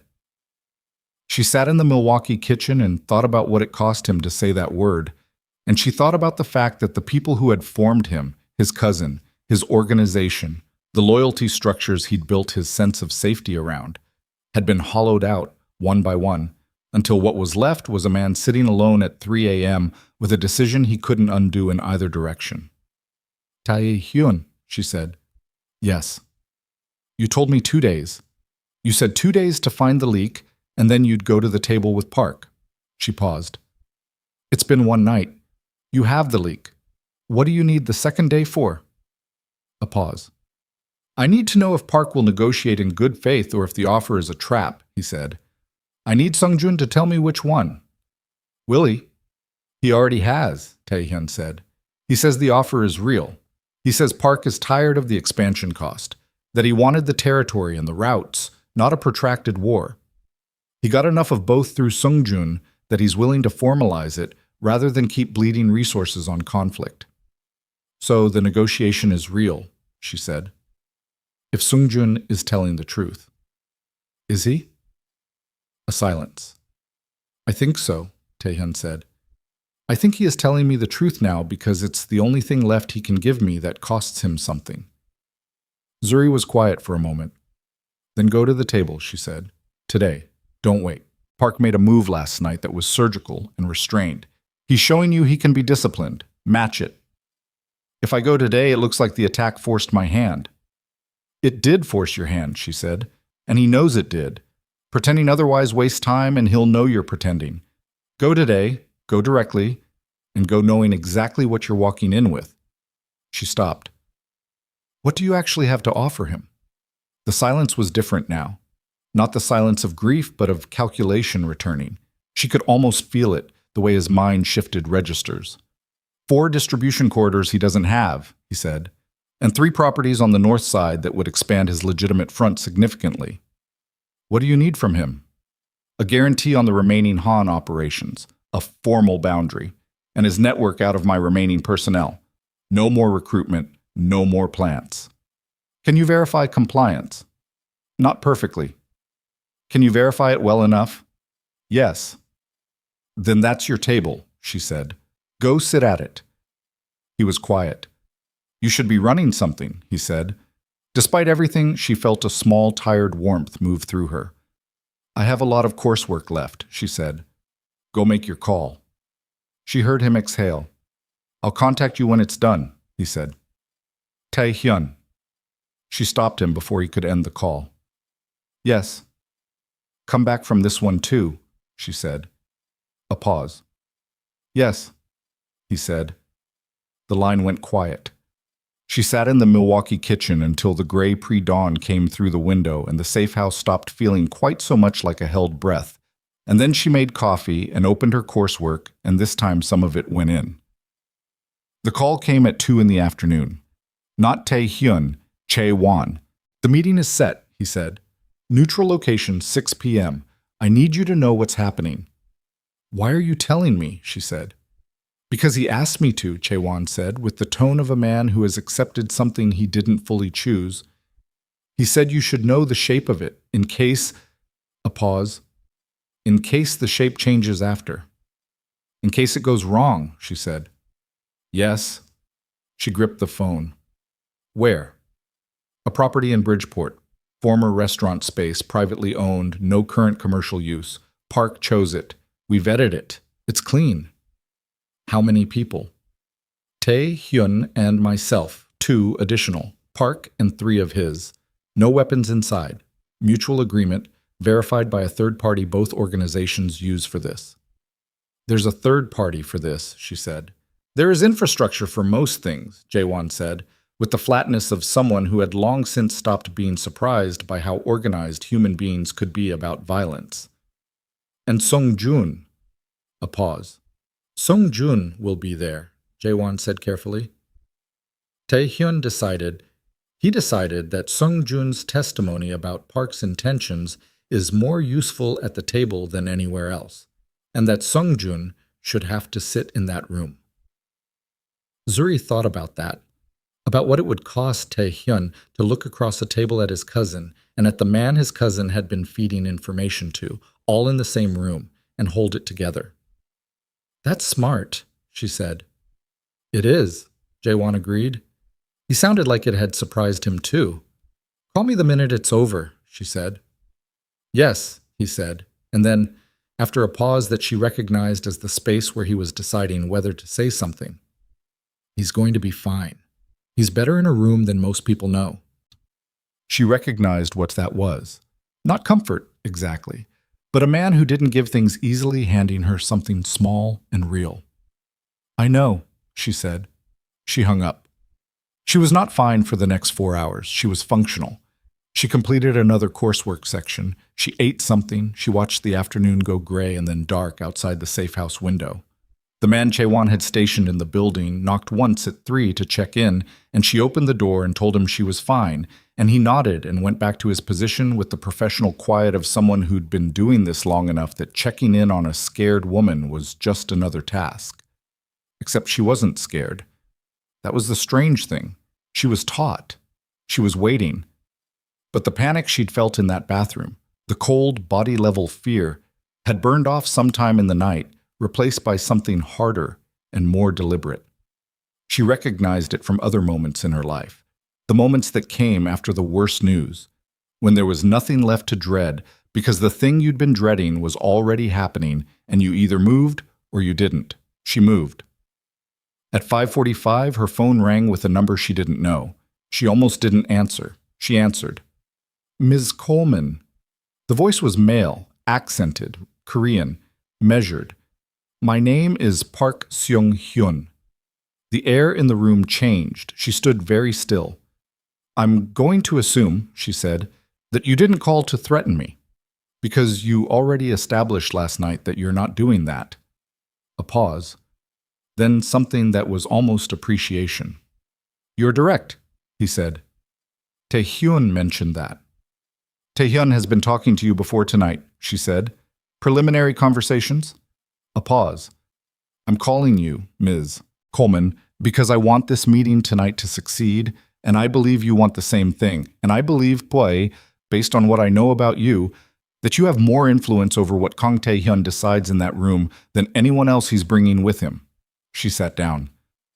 What do you want? she said. I want him to accept the boundary proposal and release the northern corridors without condition, Park said. I am prepared to give him everything he's asked for in return: compliance structures, personnel withdrawal, a mutual non-aggression framework.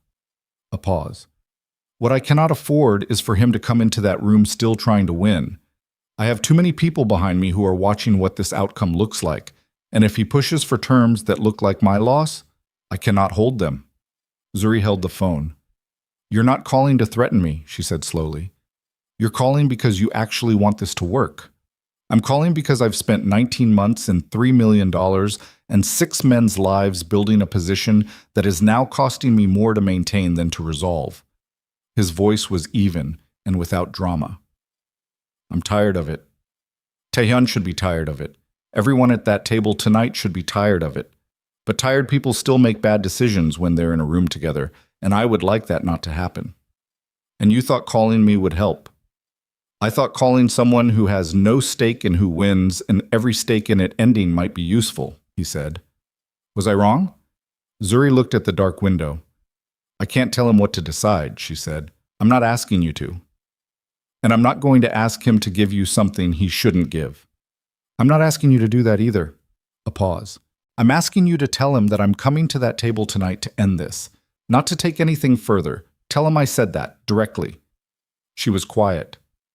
You could have sent that through any channel, she said. You have Sungjun. Sungjun's credibility with Taehyun is complicated, Park said. So you used me instead. I used the person most likely to be believed, he said. Silence. If you ever contact me again without going through Taehyun first, she said, I will tell him about this call in detail, and he will factor it into whatever he decides about you. Do you understand that?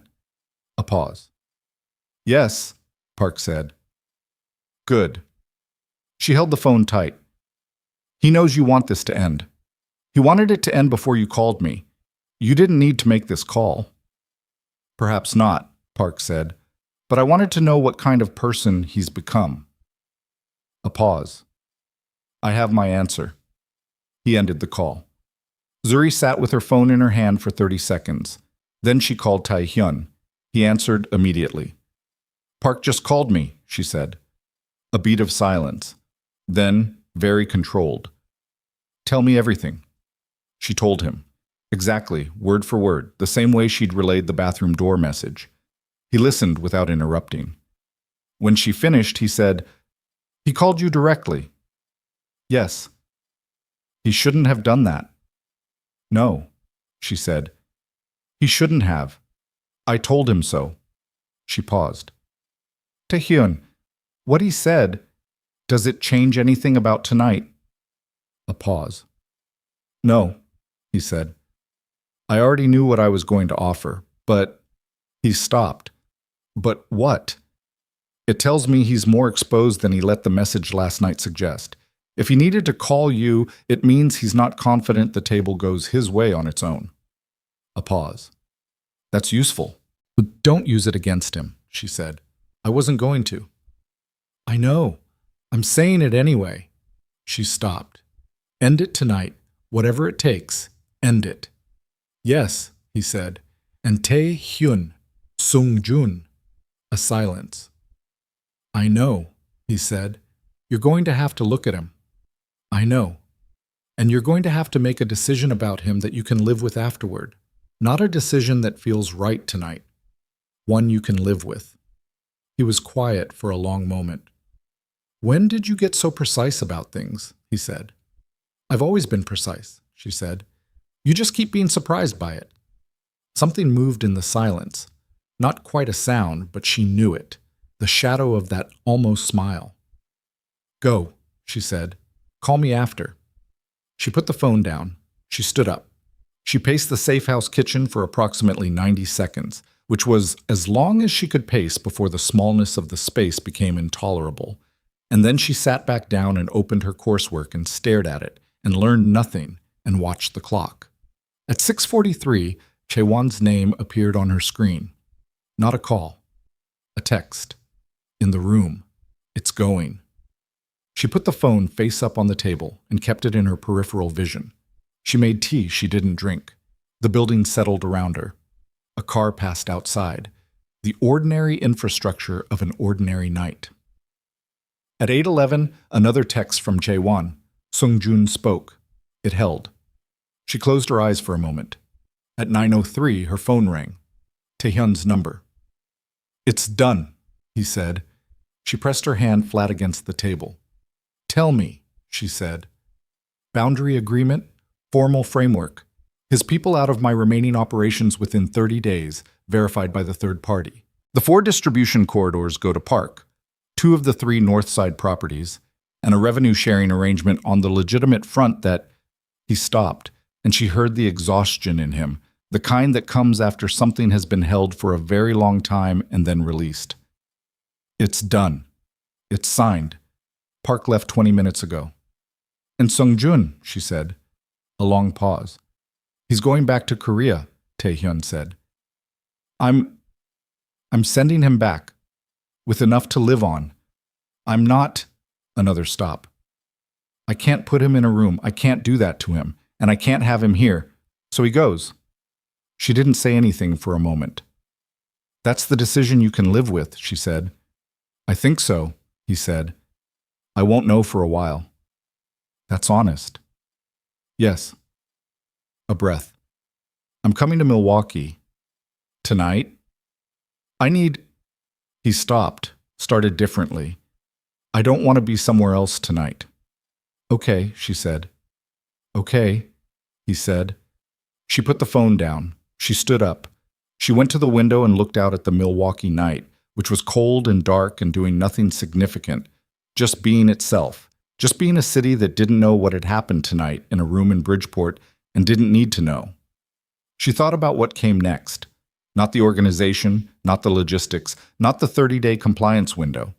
What came next for a man who had just dismantled the architecture of his own life in a single evening in order to build something that didn't exist yet. She thought about how you stood next to someone while they figured out what they were building. She went back to the kitchen. She made actual food this time. Nothing elaborate, what the kitchen had, eggs and toast and something real.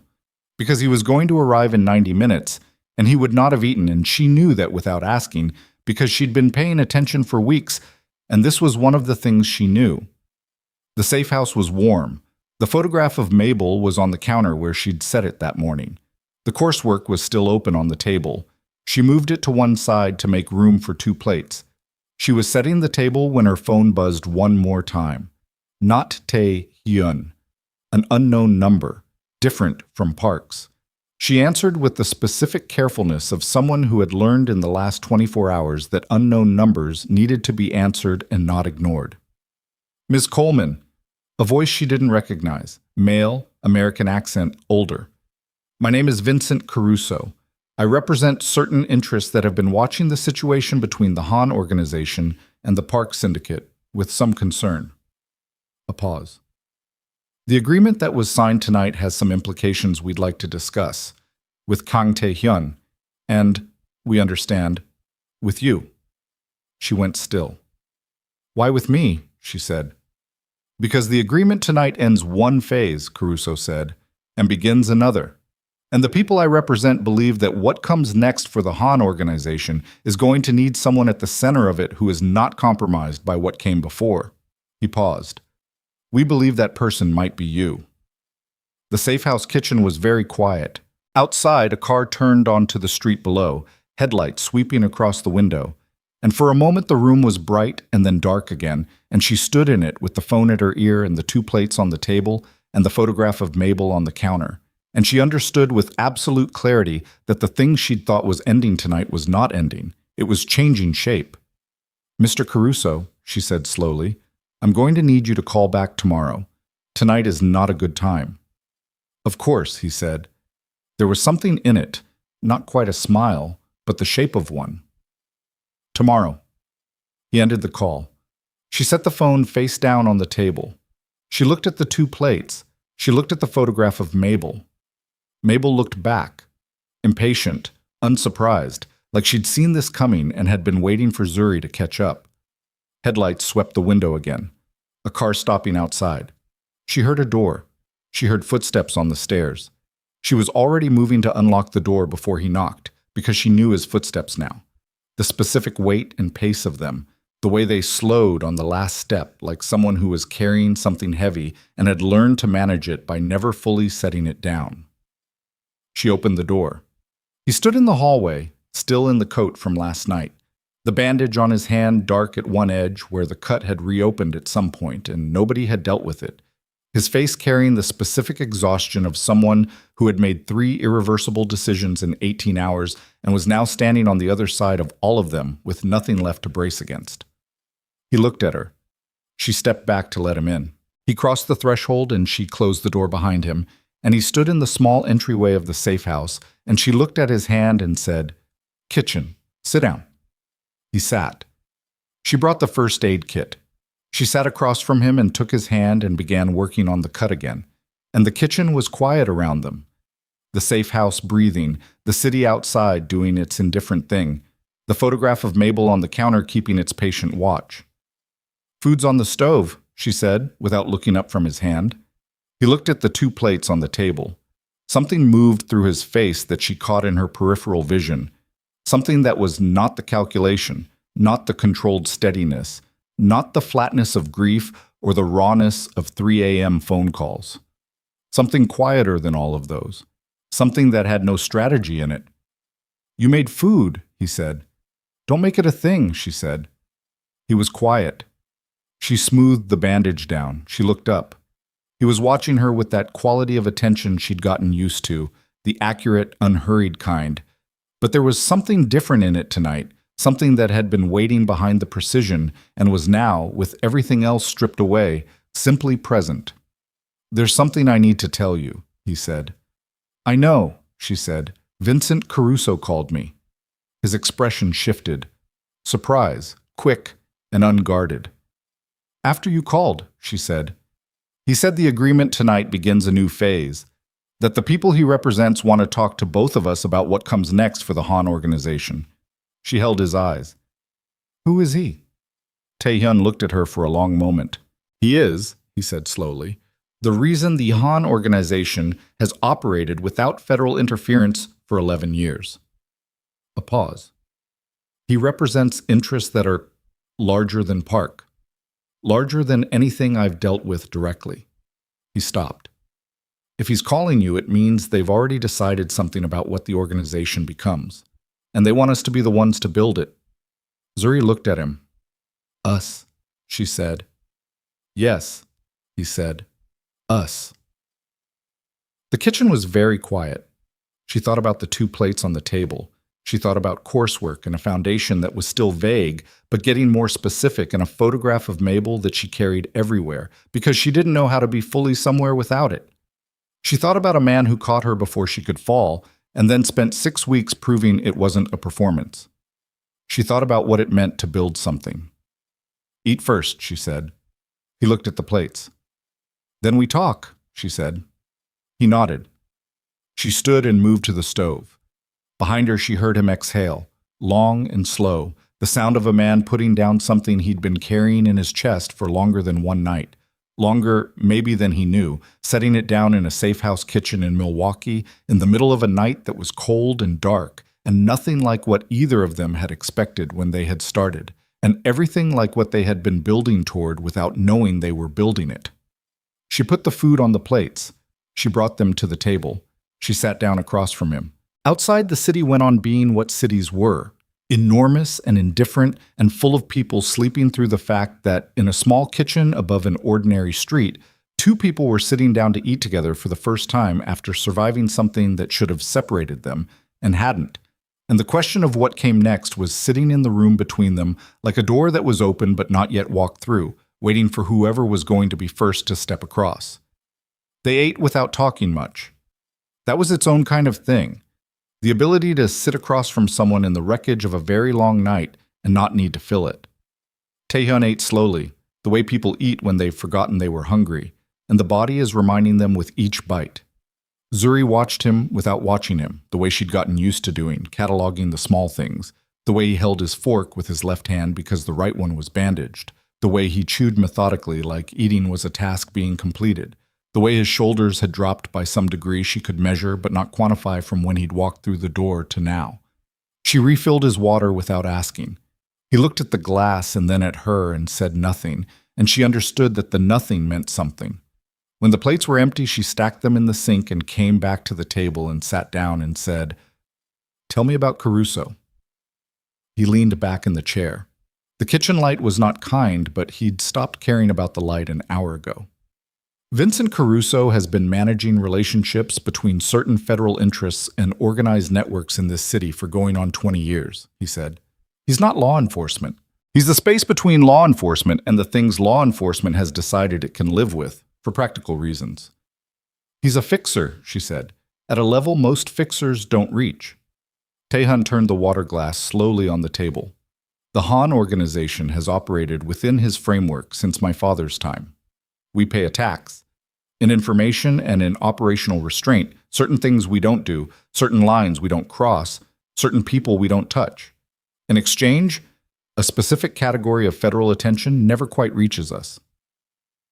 Zuri looked at him. And the Park Syndicate. Park has been outside that framework. One of the things Caruso's people found useful about the Park situation is that Park's expansion was disruptive. To more than just us. He paused. Tonight's agreement solves a problem for Caruso too. That's why it moved as fast as it did. There were people behind this process that neither Park nor I could see. And now Caruso is calling me, she said. Specifically me. Yes. She folded her hands on the table. Why? He looked at her for a moment. Because the Han organization, as it has operated, is finished. The agreement tonight formalized a significant reduction in our criminal exposure, but it also formalized a reduction in our scale. What remains, the legitimate holdings, the real estate, the distribution infrastructure that can be cleaned, needs to be rebuilt as something different, something that can operate in daylight. He paused. Caruso's people want to be involved in what that looks like. They want a seat at the table of whatever the Han organization becomes. And they want someone at the center of it who has no history with the criminal side. Someone clean. Someone who can credibly represent a new structure. The kitchen was very quiet. They want me as a front, she said. Not a front, he said immediately. They want you as a principal. There's a difference. A front is decorative. A principal has actual authority and actual accountability. He stopped. I think they looked at you and saw someone with financial literacy and no record, and genuine business ambition, and the specific quality of not being afraid of rooms where you don't belong, and they made a calculation. Zuri was quiet for a long moment. And what do you want? She said. He held her gaze. I want you to have the choice, he said. I'm not going to tell you what I want from the result of it, because I don't think it's fair to do that before you've heard what the choice actually is. She looked at him. You're doing it again, she said. Doing what? Stepping back, giving me information and stepping back. She leaned forward slightly. I told you once that's either good practice or you're not good at asking for things directly. And you said both things can be true. He was quiet. Both things are still true, he said. Then I'm asking you directly, she said. Not about Caruso, not about the organization. What do you want? The question sat between them. He looked at it. She could see him looking at it, the way he looked at things he was calculating, except this one wasn't calculation. This was something he'd been holding in the back of his chest for 6 weeks, something that had been building since a safety pin gave way, and he moved faster than gravity and caught her with both hands, and he was deciding whether to let it out. I want you to stay, he said. Not in this safe house. Not in any arrangement I set up to keep you protected. I want... He stopped. He started again, differently, in the way she'd come to recognize as the way he spoke when he was being most honest. I have been building things my whole life. My father built the organization, and I inherited it, and I built it further, and I have been in rooms with powerful men since I was 22 years old, and I have never once in any of those rooms felt less alone than I did sitting at a kitchen table in a 2-bedroom apartment with water-stained ceilings while you told me I was starting from vague. She didn't say anything. I want you to stay, he said again. That's what I want. The rest of it. What the organization becomes, what Caruso wants, what any of it looks like in 5 years. I want to figure that out with you. That's the direct version. Zuri looked at him for a long moment. I've never been kissed, she said. It came out quiet. Not planned, or maybe planned for a long time without knowing it. She watched his face absorb it, watched the surprise that was not about the words but about the timing, about her offering something that vulnerable in the middle of everything else. Not once, she said. I know it sounds strange, but I spent so much of my life managing things, keeping things together after people left, making myself useful and reliable and small enough to not need much. And somewhere in all of that, I just didn't let anything that close. Didn't let anyone. She looked at the table for a moment. I'm telling you because you told me something true, and I thought you should get one back. He was very still, not uncomfortable, not calculating, just present. The way he was present when something mattered. He leaned forward across the table, slowly, giving her every opportunity to change her mind, and he touched her face the way he had in the doorway of her apartment 2 nights ago. Thumb at her cheekbone, hand against her jaw, the same careful weight, except this time he didn't take it back. He kissed her, gentle, unhurried. Nothing performed about it. When he pulled back, he kept his hand where it was for a moment. Was that all right? He said. She looked at him. Something was moving through her chest that she didn't have a name for yet and didn't need one. Yes, she said. He nodded. He took his hand back slowly. They sat at the kitchen table in the Milwaukee safe house in the middle of the night, and the city outside went on being indifferent, and the photograph of Mabel was on the counter, and neither of them said anything for a while, and it was the most comfortable silence she had ever sat inside of. Finally, she said, I'll meet with Caruso. He looked at her. Not because of what you want, she said, because of what I want, which is to build something real. She paused. But I need to understand what I'm agreeing to before I agree to it. I need the full picture. The framework with Caruso, the compliance structure, what the legitimate holdings actually look like, what the liability exposure is, everything. I can have documents ready within 48 hours. I don't want documents first, she said. I want you to walk me through it, in person, all of it, including the parts that are complicated. She met his eyes. And I want a lawyer, my own, not yours, someone I choose. Yes, he said without hesitation.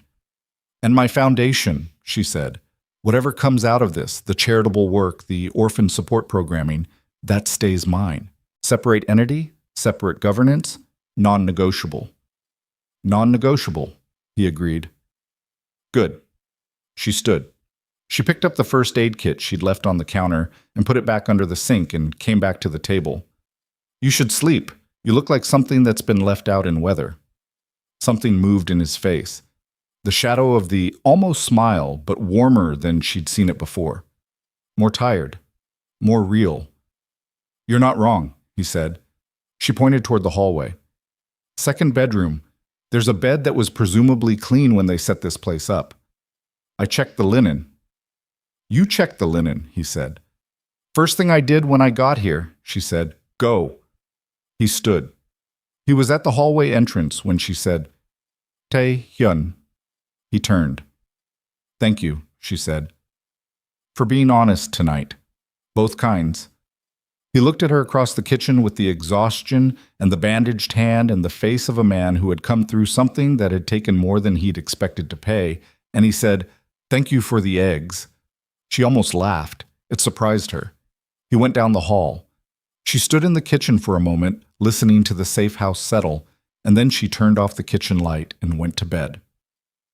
The meeting with Vincent Caruso happened 8 days later in a private conference room in a building on South Michigan Avenue that presented itself as a financial services firm and was, in some technical sense, exactly that. Caruso was 63, compact, with the permanent tan of someone who traveled constantly and gray in his hair that he hadn't bothered to address. He had the handshake of someone who had learned early that how you held someone's hand told them something, and he had decided to tell people that he was unhurried and unimpressed. Zuri had prepared for 2 weeks, not for the meeting, for everything that came before it. She'd spent those 8 days in a rented office downtown that Tae-hyun had arranged and that she had reimbursed him for because she was not starting whatever this was by having her workspace paid for. And she'd gone through the Han organization's legitimate holdings with her own lawyer, a woman named Patricia Okafor, who had 15 years in corporate restructuring and the specific quality of not being intimidated by anything. And she had built a picture of what the assets actually were versus what they appeared to be versus what they could become. It was more than she'd expected. The legitimate side of the Han organization, the real estate, the import distribution network, the hospitality properties, was substantial in a way that had been deliberately obscured by its proximity to the criminal operations. Cleaned and restructured, it represented a mid-size holding company with genuine revenue and genuine growth potential. The North Side properties that had been conceded to Park in the agreement were a loss, but not a crippling one. What remained was, Patricia told her over coffee on the 5th day, actually worth building. The question, Patricia said, is whether you can build it without the shadow. That's what I'm figuring out, Zuri said. The Caruso framework is leverage, not protection, Patricia said. Understand the difference before you sit in that room. She understood the difference. She sat across from Caruso on a gray January morning with Patricia beside her and Tae-hyun at the end of the table, and Chae-won at the door, and she let Caruso make his opening presentation, which was polished and thorough and designed to make the whole arrangement sound like an opportunity being offered rather than a structure being imposed. And then she opened her folder and said, I have questions about the compliance reporting requirement in Section 4. Caruso looked at her. The quarterly disclosure to your office, she said. The language is broad enough that it could be interpreted to include operational details that go beyond financial transparency. I'd like that narrowed. That language has been standard in our framework agreements for 12 years, Caruso said. I understand that, she said. I'd still like it narrowed. She met his eyes. The Han organization is restructuring as a legitimate entity. If the compliance framework reads on examination as a federal oversight arrangement with non-standard disclosure requirements, it creates a liability that undermines the legitimacy we're trying to establish. Narrow it to financial reporting, and we both get what we need. Caruso was quiet for a moment. He glanced at Tae-hyun, who said nothing, because they had agreed in advance that this was Zuri's meeting and he was there as a resource, not a voice. We can discuss the language, Caruso said. Good, she said. Next question. They were in that room for 4 hours. At the end of it, the framework had been revised in 6 places, 2 of which were Zuri's, 2 of which were Patricia's, and 2 of which came out of a back and forth between all parties that had gotten briefly heated around the 2-hour mark when Caruso's associate, a younger man named Reller, who had the energy of someone who had never been told no by anyone without a law degree, had pushed back on the Foundation Independence Clause. The charitable entity is non-negotiable, Zuri had said. We're not asking you to negotiate it, Reller said. We're asking you to acknowledge that its governance structure needs to be consistent with the overall. The governance structure is a public board with independent directors, an external audit, and annual public reporting, she said. That is more transparent than anything in this framework. If the concern is about the foundation creating liability, the transparency structure addresses it. If the concern is about the foundation operating outside your oversight, then we have a different conversation to have, and I'd like to have it directly. Reller looked at Caruso. Caruso looked at Zuri for a moment with an expression she couldn't fully read, and then he said, The foundation clause stands. Reller sat back. Patricia wrote something on her notepad. Zuri didn't look at it, but later, when they were in the elevator, Patricia showed it to her. Good.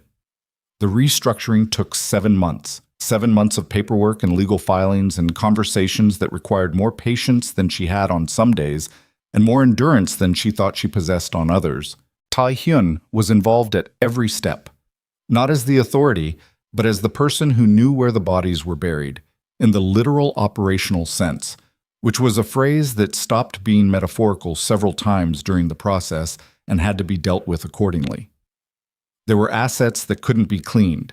There were arrangements that had to be unwound in ways that cost money and sometimes relationships. There were 3 conversations with federal representatives that she sat through without flinching, because flinching was not an option, and 2 conversations with people connected to the old criminal network who needed to understand that the Han organization they had known no longer existed. One of those conversations was in a parking structure at 11 at night, and she did not go alone. And afterward, she sat in Taehyun's car and looked at her hands and said, "Is it always going to be like that?" "No," he said. "Less the further we get from what it was." "How much less?" "Significantly." He paused. "There will always be people from the old structure who want something, but the further the new structure is from what they want, the less useful they find us. They'll stop coming." "How long does that take?" 2 years, he said. "Maybe 3. She looked at her hands. "Okay," she said. He drove. The foundation launched in March, 8 months after the Milwaukee Safe House, and 5 months after the Caruso framework was signed. Zuri had spent 6 of those months simultaneously finishing her business degree.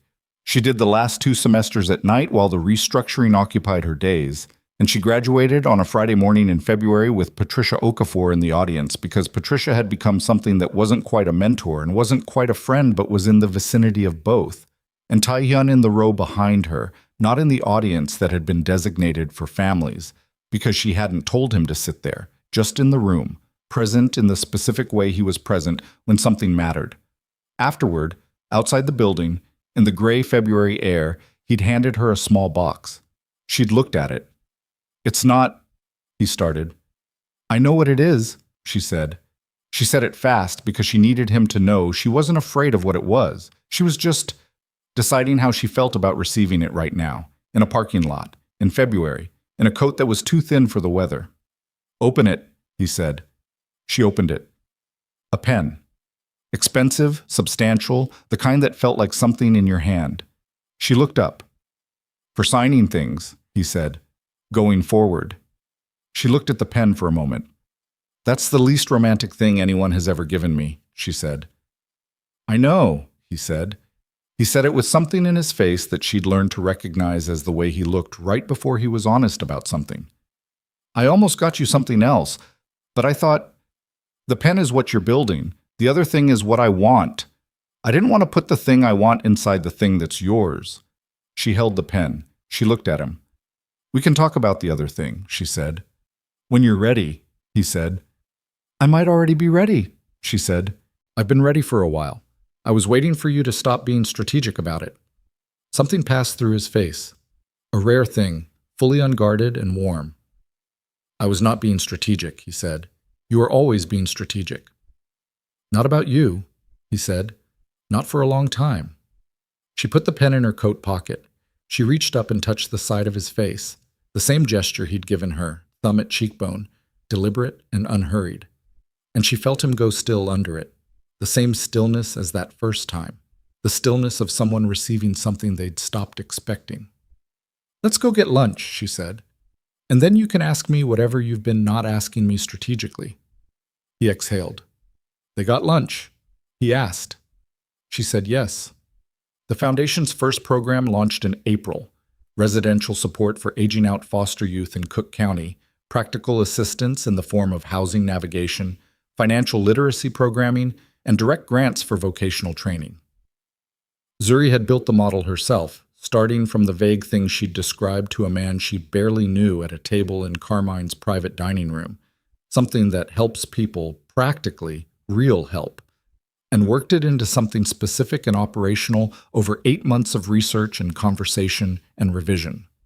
The board had 3 external directors, one of whom was a woman named Dr. Sandra Ife, who had spent 20 years running youth services on the South Side, and who had looked at Zuri's program model in their first meeting and said, "This will work, but Section 3 is optimistic about case management capacity.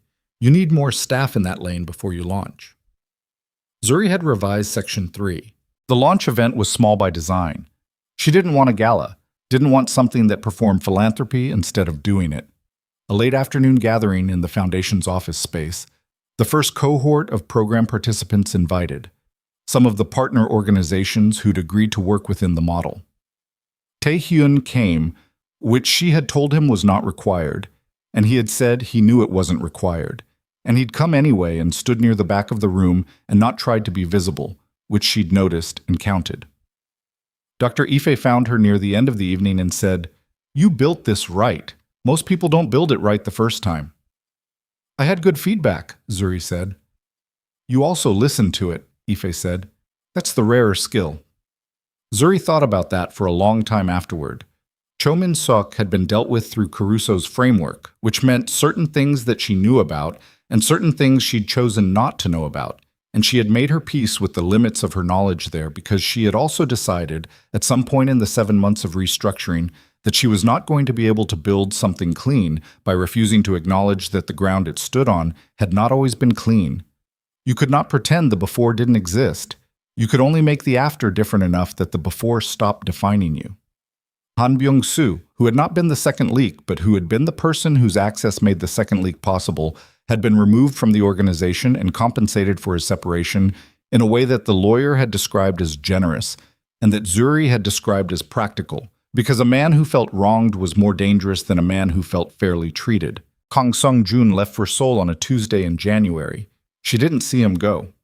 Tae-hyun had asked her if she wanted to, and she had said that wasn't her goodbye to have. He'd gone alone to the airport. He'd come back 3 hours later, and he'd been quiet for the rest of the day. The specific quiet of someone who has put something down that they'd been carrying for a long time and didn't know yet what their hands were supposed to do without it. She'd sat with him that evening without trying to fill the quiet, because she'd learned that was the thing he needed most and the thing most people were worst at providing. Eventually, he said, he cried at the gate. "I know," she said. She didn't know, but she knew him well enough to know it was true. "I haven't seen him cry since we were children," he said. "Since the first year after my father died, and there were things he was trying to protect me from knowing, and he thought I was asleep." She was quiet. "He did protect me," Tae-hyun said, "from a lot of things for a long time. And then he stopped, and I didn't know the line between those two things until it was already well past." He looked at his hands. "I don't know how to feel about that. I've been trying to figure out if it's possible to hold both things at the same time, what he did and who he was before. And I don't know if that's weakness or just something accurate about how people work." "It's accurate," she said. "How do you hold it?" he said. She thought about her father making oatmeal. She thought about her mother's car in the February ice. She thought about Mabel's last good week before the pneumonia turned bad, when they'd sat in the hospital room playing cards, and Mabel had beaten her 3 games in a row and been smug about it. "You don't resolve it," she said. "You just carry it somewhere it doesn't crush you. You find a space for it that's not the center of everything." She paused. "It takes a while to find the space, but it's there." He looked at her.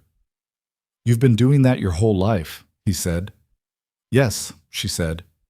"That's—" He stopped. "Exhausting," she said. "Also what made me good at other things." She met his eyes. "You'll be good at other things too. Different ones. You're already starting." He was quiet for a moment. "The agreement with Park held," he said. 30-day compliance window closed yesterday. His people are out of our remaining operations, the third party verified." "I know," she said. "Patricia told me." "It held," he said again, like he was still deciding whether to believe it. "It held," she confirmed. He exhaled. They sat on the couch in his apartment, his actual apartment, which she had now been to enough times that she knew where the tea was and which burner on the stove ran hot. And the Chicago night did its thing outside the window, and the agreement held, and the foundation was 3 weeks from launch, and her degree was framed on the wall of the office she'd moved into the previous month. And the ground under all of it was not perfectly clean, but it was solid, and it was getting more solid, and that was the actual condition of things that were worth standing on. She thought about something Dennis had said to her the week after she'd given her notice at Carmine's. He'd been awkward about it in the way that men who aren't good at feelings are awkward when feelings are required. And he'd said, "You were always better than this place. I knew that. I never said it because it wasn't useful to me for you to know." She'd looked at him. "Thank you for saying it now," she said. "Yeah," he said. He'd looked at his clipboard. Anyway, she thought about that, about the specific economy of acknowledgement, how rarely it came and how much it cost nothing to give. She'd written it into the Foundation's staff training materials. Acknowledgement is not flattery. It is accurate information that people need to function well. Give it when it is true. Dr. Ife had read that section and said, "Keep it." She kept it. The proposal happened in September, 14 months after a champagne tray tilted in a private dining room and two hands caught her before she could fall. They were in South Korea, his sister's suggestion, which had been made with the specific subtlety of someone who had been waiting years to use it. His sister, Kang Yuna, was 32 and a pediatrician in Seoul and had the same quality of unhurried attention as her brother and a directness that went sideways from his.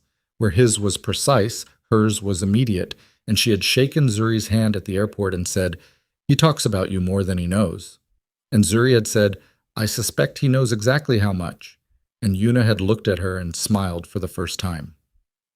They'd spent 4 days in Seoul before driving south to the coast, a place Taehyun had described as somewhere he went when he was a child, which meant it was somewhere he had not been in a very long time, and she understood without him saying so that he'd been saving it. The cliff overlooked the ocean.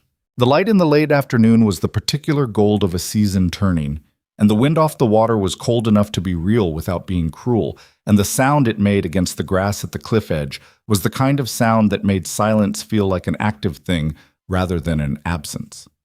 He'd stopped walking. She'd stopped beside him. She'd looked at the ocean for a moment, then she'd looked at him.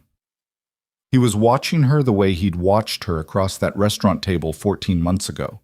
The same quality of attention, the same accuracy. Except it wasn't calculation now, and hadn't been for a long time. It was just how he looked at her, as if looking at her was something he did with the same seriousness he gave to anything that mattered. "I've been trying to figure out how to do this in a way that doesn't sound like something I prepared," he said. "Is that why it's taken you 4 days in Korea?" she said. "I didn't want to do it in the city," he said, "and I didn't want to do it in a restaurant, and I wanted—" He stopped.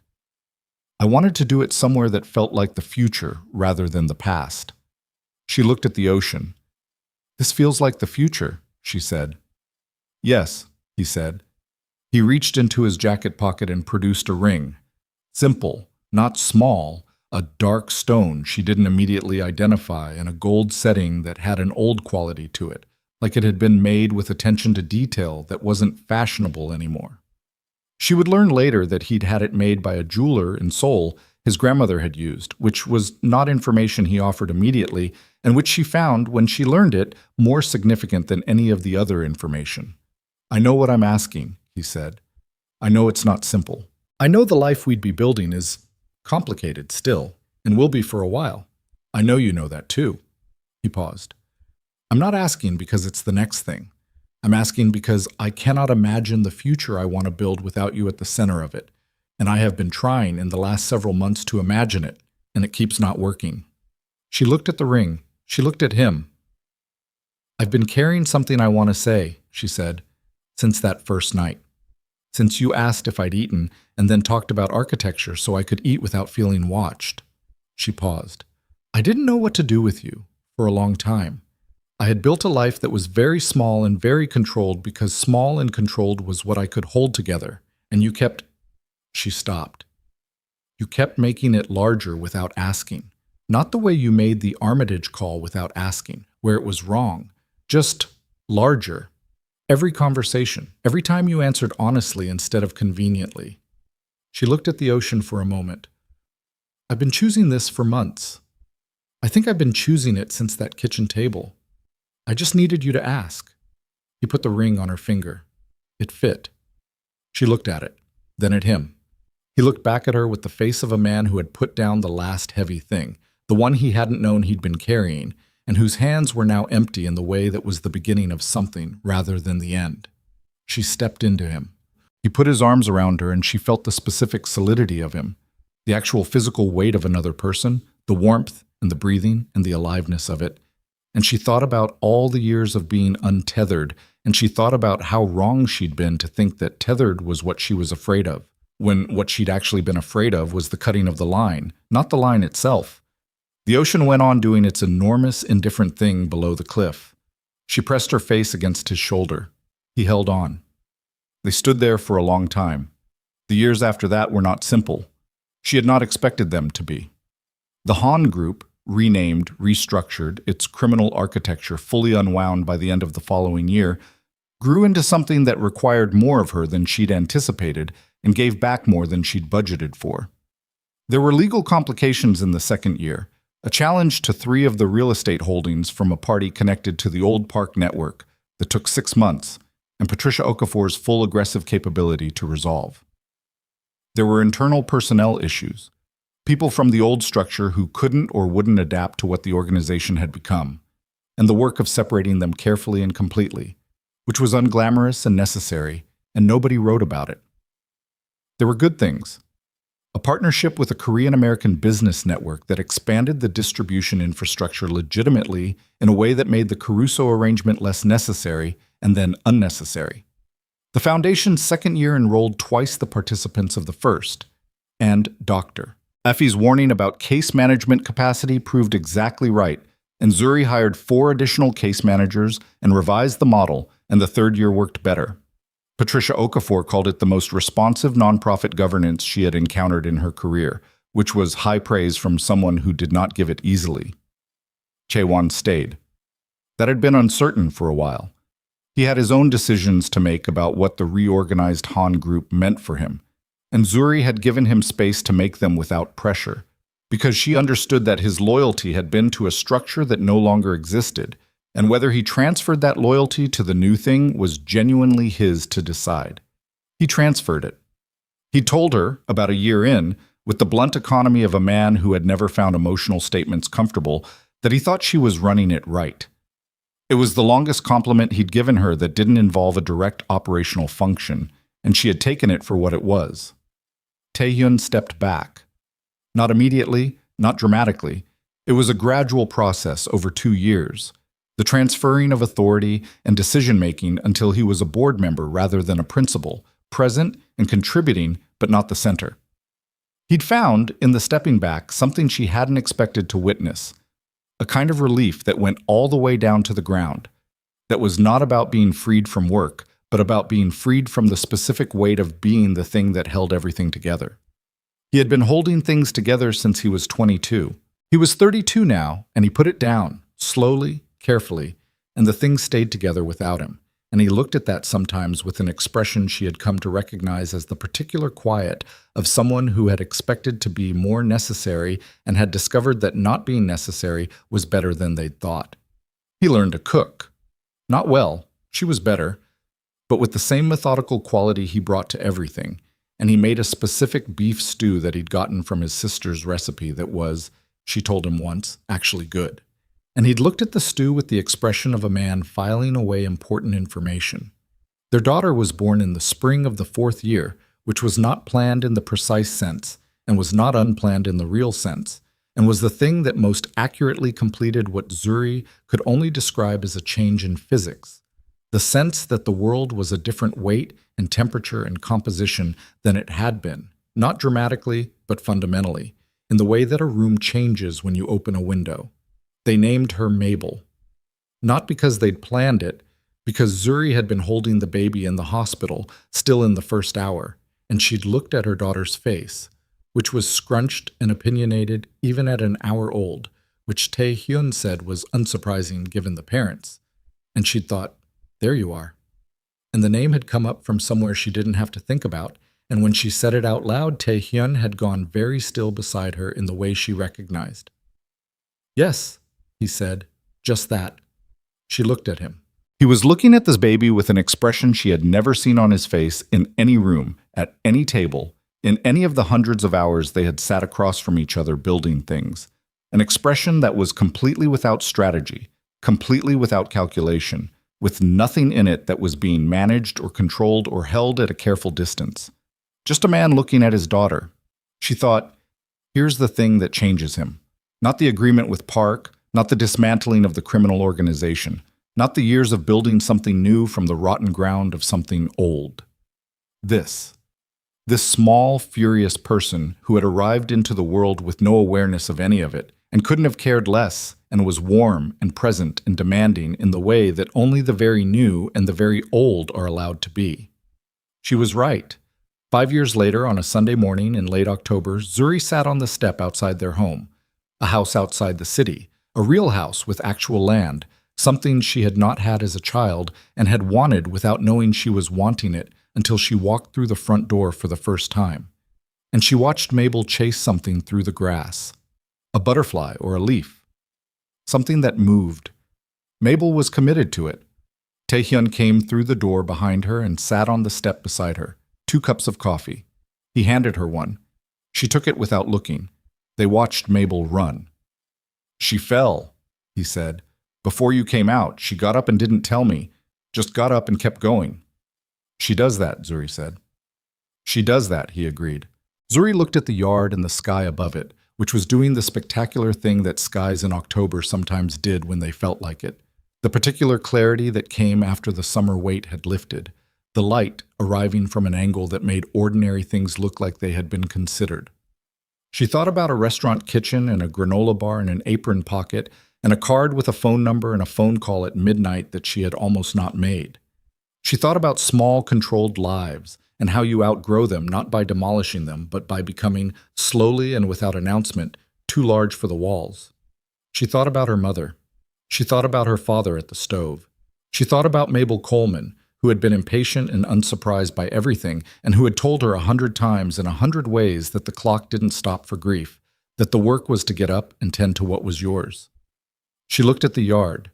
She looked at her daughter, who had caught whatever she was chasing or gotten close enough that it counted, and was holding both arms out like wingspan. Taehyun was warm beside her on the step. The coffee was good. The air was cold in the particular way of October, and she could feel it in her lungs when she breathed, clean and real and bracingly present.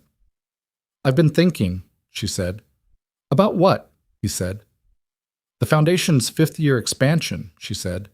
"The housing pilot in Milwaukee." He looked at her. "The safe house," he said. "Not the building. The neighborhood. There's an infrastructure gap there that the pilot could address if we partnered with the county. Patricia's been looking at the legal structure," she paused. "It would be a meaningful location." He was quiet for a moment. "Yes," he said. "It would." Mabel came running back across the grass, fell down 2 feet from the step, got up, and arrived at their feet with the specific triumph of someone who had done something significant and wanted witnesses. "I got it," she announced. "We saw," Taehyun said. "I fell," she said. "We saw that too," Zuri said. Mabel considered this for a moment. "I got up," she said. "You did," Zuri said. Mabel appeared satisfied with this accounting and turned and ran back into the yard because there were other things to chase and the morning was not finished. Zuri watched her go. She felt Taehyun's hand cover hers on the step, the same hand she had taped a bandage to in a Milwaukee kitchen years ago, the same hand that had moved faster than gravity in a restaurant on a November night when a tray tilted and a safety pin gave way, and one small precise moment opened a door that neither of them had been standing near and yet had walked through together over time in all the ways that mattered. She turned her hand over beneath his. He held on. The October morning went on around them, large and indifferent in the way of all mornings, going about its business without needing to know what it contained, and what it contained was this: 2 people on a step outside a house, watching a child run through the late grass, holding on. That was all. That was enough. That was, in the end, the whole of it. Not the empire or the agreement or the foundation or the restructured company or the years of building something on ground that had once been rotten and was now, slowly, irrevocably, solid. All of that was real, and all of it mattered, and none of it was the point. The point was the step, the coffee, the child in the grass, the hand, the morning, ordinary and vast, going on.